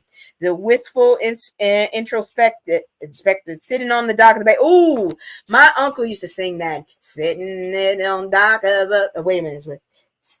Sitting on the dock of the bay. I ain't doing it. No, y'all ain't suing me. Released a few weeks after his death, will fulfill the promise of the Monterey and go all the way to the top of the pop charts. I am not a blues singer or an R&B singer, Redding once said. I am a soul singer. We go into the studio without anything prepared. Just record what comes out. That's soul. The way you feel it. Exactly. I love neo soul and I love soul. I love R&B and I love old school. But don't you come near me with this new shit and ask me to read the words and hear the words. I hear the beat. I have checked out from lyrics since when the hell did Nicki Minaj come out? Because that's when I clocked the fuck out when listening to the lyrics. I was like, that shit don't make no sense, and I'm not with it. That's all I got to say. But you know what time it is. You know how I do. I got to give you a little bit of that medical so you'll be aware of what's going on around you. So let's go check it. We are at war. Breast cancer unaliving continues to fall, which is good news, as new cases rise among young women, which is bad news. This was reported on the 2nd. I can't believe I missed it. Breast cancer unalivings are continuing to decrease among American women. Many gains have led to it being one of the most survivable types of cancer if caught early enough. I need y'all to understand, you can't wait on these damn ailments. Don't let that shit get worse. If you can stop it early, stop that shit. If somebody telling you to wait, get a second opinion. You ain't got no business sitting on shit that could deteriorate your body. Don't let nobody tell you that shit either. If you can prevent it from getting worse, prevent that shit. Golly, I hate, you gotta be evil motherfucker to let somebody deteriorate without trying to find some kind of solace, some kind of way to ease their and to improve their quality of life. You can't do that shit. Fucking hate when people do that. They always say in October is breast cancer awareness, but every day is for us. Hell yeah. Every day we got titties is breast awareness. Shit. You feel something wrong, you better call it out as soon as something wrong feel. As soon as you feel it. Anyways, where was I? Speaking to Karen Knudsen of CNN, Chief Executive Officer of the American Cancer Society and the American Cancer Society Cancer Action Network, said if we look at the last decades or so, we've seen breast cancer incidence rise at about 1% a year-over-year increase. And the steepness of the increase does not affect all women in this case equally. Oh, here we go. You know I'm not about to be shocked. She continued, there is slightly higher increase in the rate of breast cancer diagnosis for women who are under the age of 50. Oh, shit. And those that are above the age of 50. Oh, crap. These are things that we are watching to try to understand. The new report found that breast cancer mortality has decreased by 44% since the late 1980s. Meanwhile, rates of breast cancer have increased by 1% every year since 2012 in younger women under 50. These rates have increased by about 1.4% every year since 2021. Okay, go do the math. It's not just one racial or ethnic group affected. We are seeing it across the board. So it's hard to link it to an ancestral or genetic factor alone. I blame all the damn waves and signals and radiation that we got around us at all times. You can't move nowhere without something flowing through your damn DNA and your cells. I promise you. It's not just one or blah, blah, blah, blah. We are seeing it, blah, blah, blah, blah, blah. Dr. Sonia Reed, a breast medical oncologist at the Vanderbilt University Medical Center, who was not involved with the report, told NBC News. And just to let y'all know, I did finish. I am a part of this new study for breast cancer. I did my survey. They'll be checking in with me a few years from now and seeing if anything has changed. I am helping to improve Black women and breast cancer. So I'm just letting you know I have already finished my survey. And if you were with me when I said I would enter that survey and you entered it, kudos to you. I have all respect to you. If you just sat your ass and said you wasn't going to do it, well, that's your business. But any help would help the people further on. I want y'all to understand, it's not about helping the people right now alone. It's about helping our generations too. Because I'm getting so fucking sick and tired of us not thinking about our future. We fucking it up for them. I need y'all to understand. And I don't care what you say, but if I have a baby, I want that baby to have the best life I can give them. And y'all fucking around is not helping. Reed explained that the rise in younger cases is hard to pinpoint. She theorizes it could be due to more than one factor, including lifestyle, diet, and environmental factors. What further concerns her and other experts in that the common practice is to start screening women when they are in their 40s. I promise you right now, I fucking hate mammograms, but I bet you I went this year, and I'm going to go next year.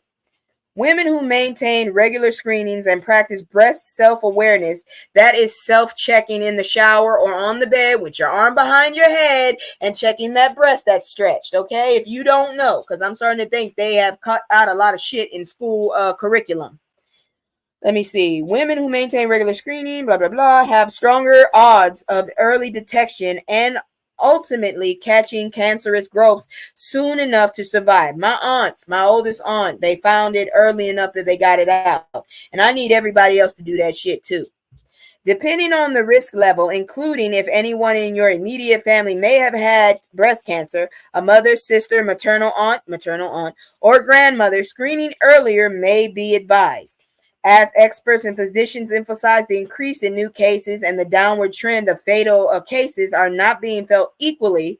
Black women remain the most likely to unalive by any form of cancer. I am not surprised, but I am pissed off at that damn machine. I just want to say for a fact, titties ain't supposed to twist like that.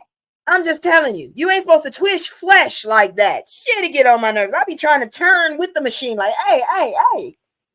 Black women are 5% less likely to get breast cancer than white counterparts, but are roughly 40% more likely to die from the disease. So if you get it, you better hurry up and catch them 40%.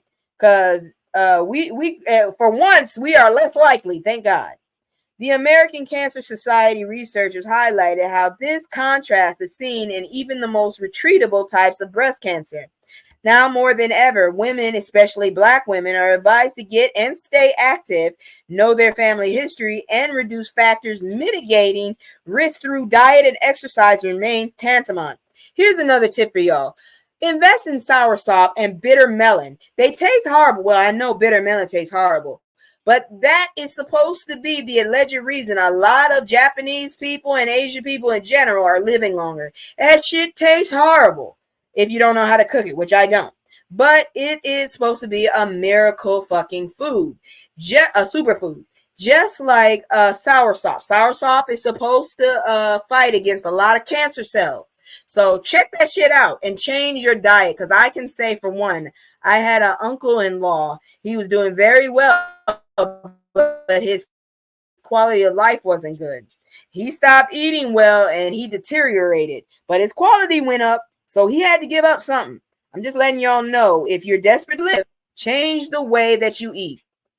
Oh, hell yeah. They have soursop vitamins as well. So if you might possibly have cancer or something, please try. I suggest you get the natural stuff straight from Mother Nature. But if you can't handle that, try the pills like Miss Bev just suggested. And now, y'all, it's the last portion of my night, unless y'all want to chat, because as you know, in the situation I'm in, I got time. But I really like this outfit. I ain't going to lie. I love cat suits and I love classy ones. So I'm just going to let you know that. Anyways, let's look at this crazy shit. It's New England again. Goddamn goofy ass people. Trap moose rescued from backyard pool in New Hampshire. Oh, fuck. I forgot. I'm going to read this and then I got one more story for y'all. It's medical. I fucking forgot. Trap moose rescued from backyard pool in New Hampshire. New England, something wrong with y'all. How the hell you get a moose? Look at this. Look at this motherfucker. Is that in his eye? Man, this is a mutated fucking moose. Moose are not good looking. My mother said the ugliest animals in the world are moose and camel. I don't agree. I've seen some uglier things, but they ain't that pretty either. Everything happened on the 4th. I'm glad I was asleep. Shit. Firefighters and police in New Hampshire were called out to a home of a resident who found a moose trapped in their swimming pool. How the hell do you explain this shit? How do you get a moose in that bitch? I don't know what to tell you. You got a moose in your pool. Where the hell you live? See, this is why I don't like living in the middle of nowhere. I need to be able to see buildings and people. Fuck that. Because I'm not calling emergency services and them motherfuckers take an hour to get to me. Fuck you. Anyways, where was I? Bedford Police Chief Daniel Dewey said officers and firefighters responded Thursday morning to a Riddle Drive home where a resident found their backyard pool occupied by a moose taking a dip. What kind of fences do you have? You need to get vinyl and a good goddamn latch on your fence. Something wrong with your ass. You got a moose in your pool? First responders arrived to find an adult moose in a swimming pool under a pool cover and removed the cover to help enable the moose to get out of the pool. I don't think he wanted to leave, real talk. I'm not joking. The moose then walked out of the pool on its own and left the area. No further action was taken. You know what? These damn animals are just disrespectful. They don't give a shit about y'all. See, this is why I'm a city girl. Fuck y'all with the hiking. Let's go camping. I'm not going in their living room. See what they doing? They disrespecting us because we be disrespecting them. All up in their living room, shitting in their kitchen and shit because I don't know where they eat. Pissing in their damn lunch and shit because it's a bush. Yeah, it's our fault. So they come and fuck with our places. Stay out the damn living room. Anyways, let's see. First responders arrived. Blah blah blah. The moose then walked out of the pool and nothing was taken. Dewey said the resident did the right thing by not trying to help the moose without assistance. Fuck you. I'm calling the cops. I ain't coming out the house. I'm getting a baseball bat if he comes near my house. Because y'all motherfuckers just be letting these motherfuckers walk on your property, but let a child pick up an orange. Shit. I want to remind residents that moose can be very dangerous animals due to their size, and we appreciate that residents called us this morning to assist with the situation. Dewey said, "We're pleased that no people or animals were harmed in this incident."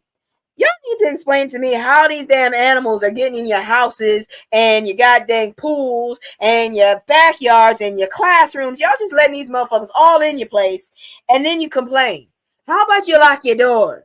How about you get a fence? How about you treat it like you're in a city, you ignorant ass bastards? You're just letting animals walk. Look, see, I'm telling you, you need to stop walking in these motherfuckers' living room.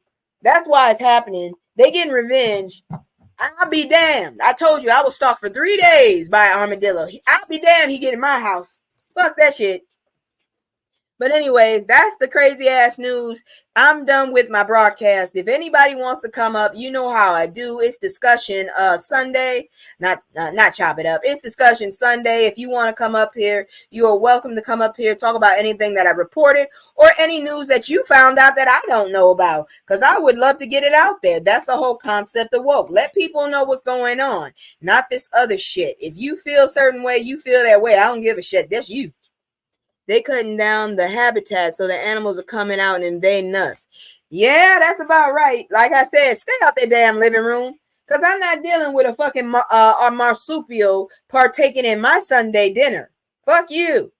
Okay? I personally don't feel like Sunday is my Sabbath, but I'll be damned if I have to share my Sunday dinner with an animal. Shit. You better go on somewhere. Sunday dinner. You better ask somebody about them Southern people about that Sunday dinner. It's about that Sunday dinner. No. Stay your ass out that neighborhood so the motherfuckers don't come at us. I see animals, I say the fuck away. I was outside one time and I was taking the trash out. It's about 9 o'clock in Lake Charles, Louisiana. And I live in Gosport. So you already know I live in the black side. And I'm looking across a field and I see something. I see something look like a big ass cat. Now I've been heard about this motherfucker. You think I went and looked to see if that was a real cat? Shit. I was like, that looked like a cat. That looked like a cat. That's how I look. That looked like a cat. It looked like a big cat. I'm taking my ass in the house. That's all I had to see. I was out. I was gone. I saw that motherfucker. I left.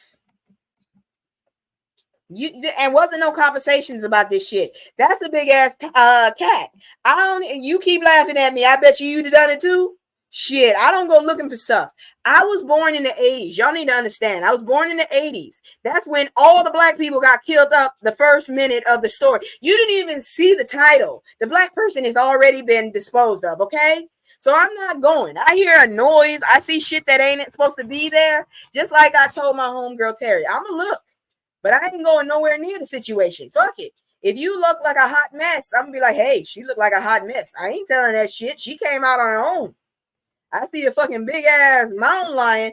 I see it, but I ain't going over there to look. I'm not that curious to be looking for nothing. Exactly.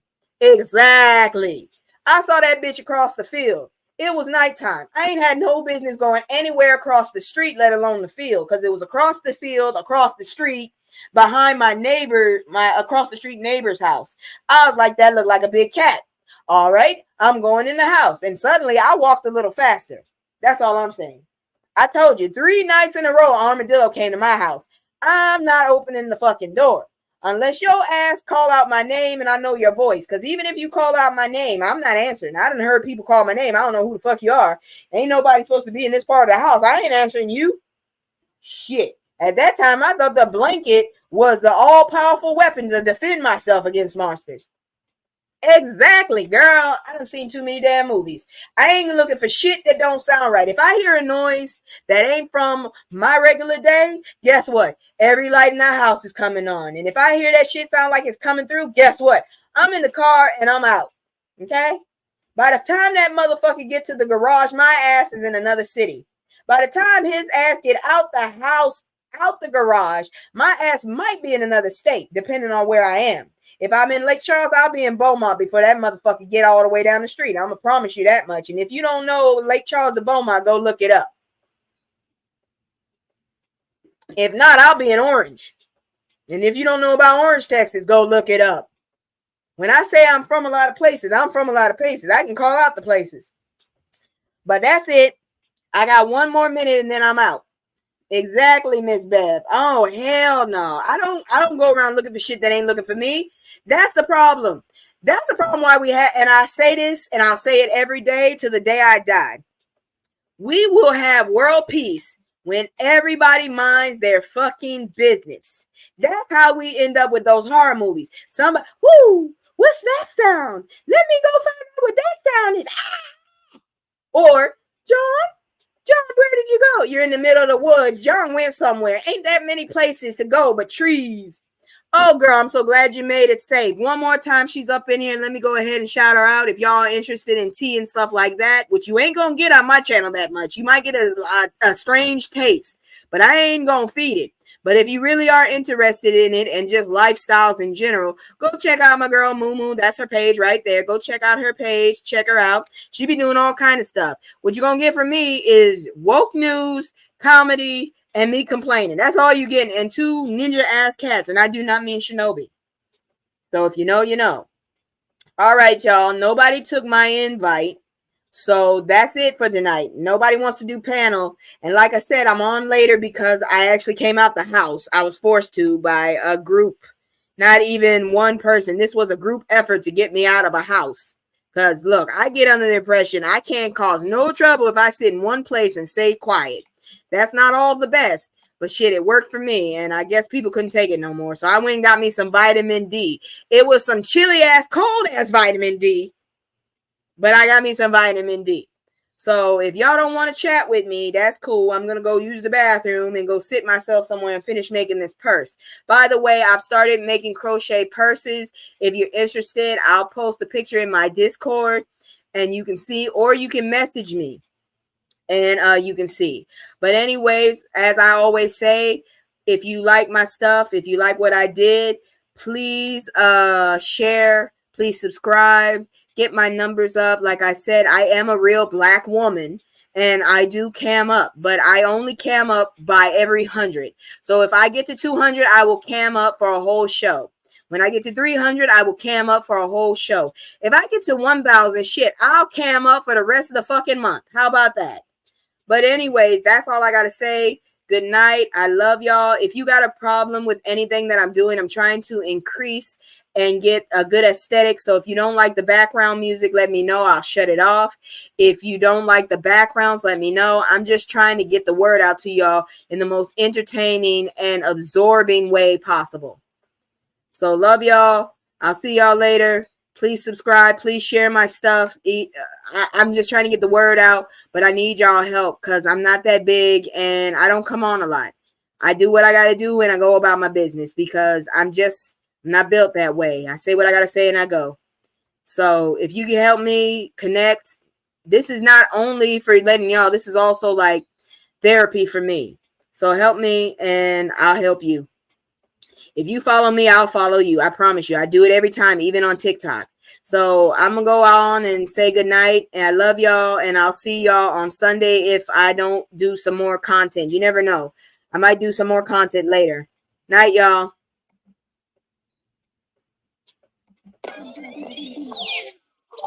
I can't stay. Oh, I always gotta go. Playing house to stay home with my soul on the road. I can't stay. No, I always gotta go. Playing house to stay home with my soul on the road.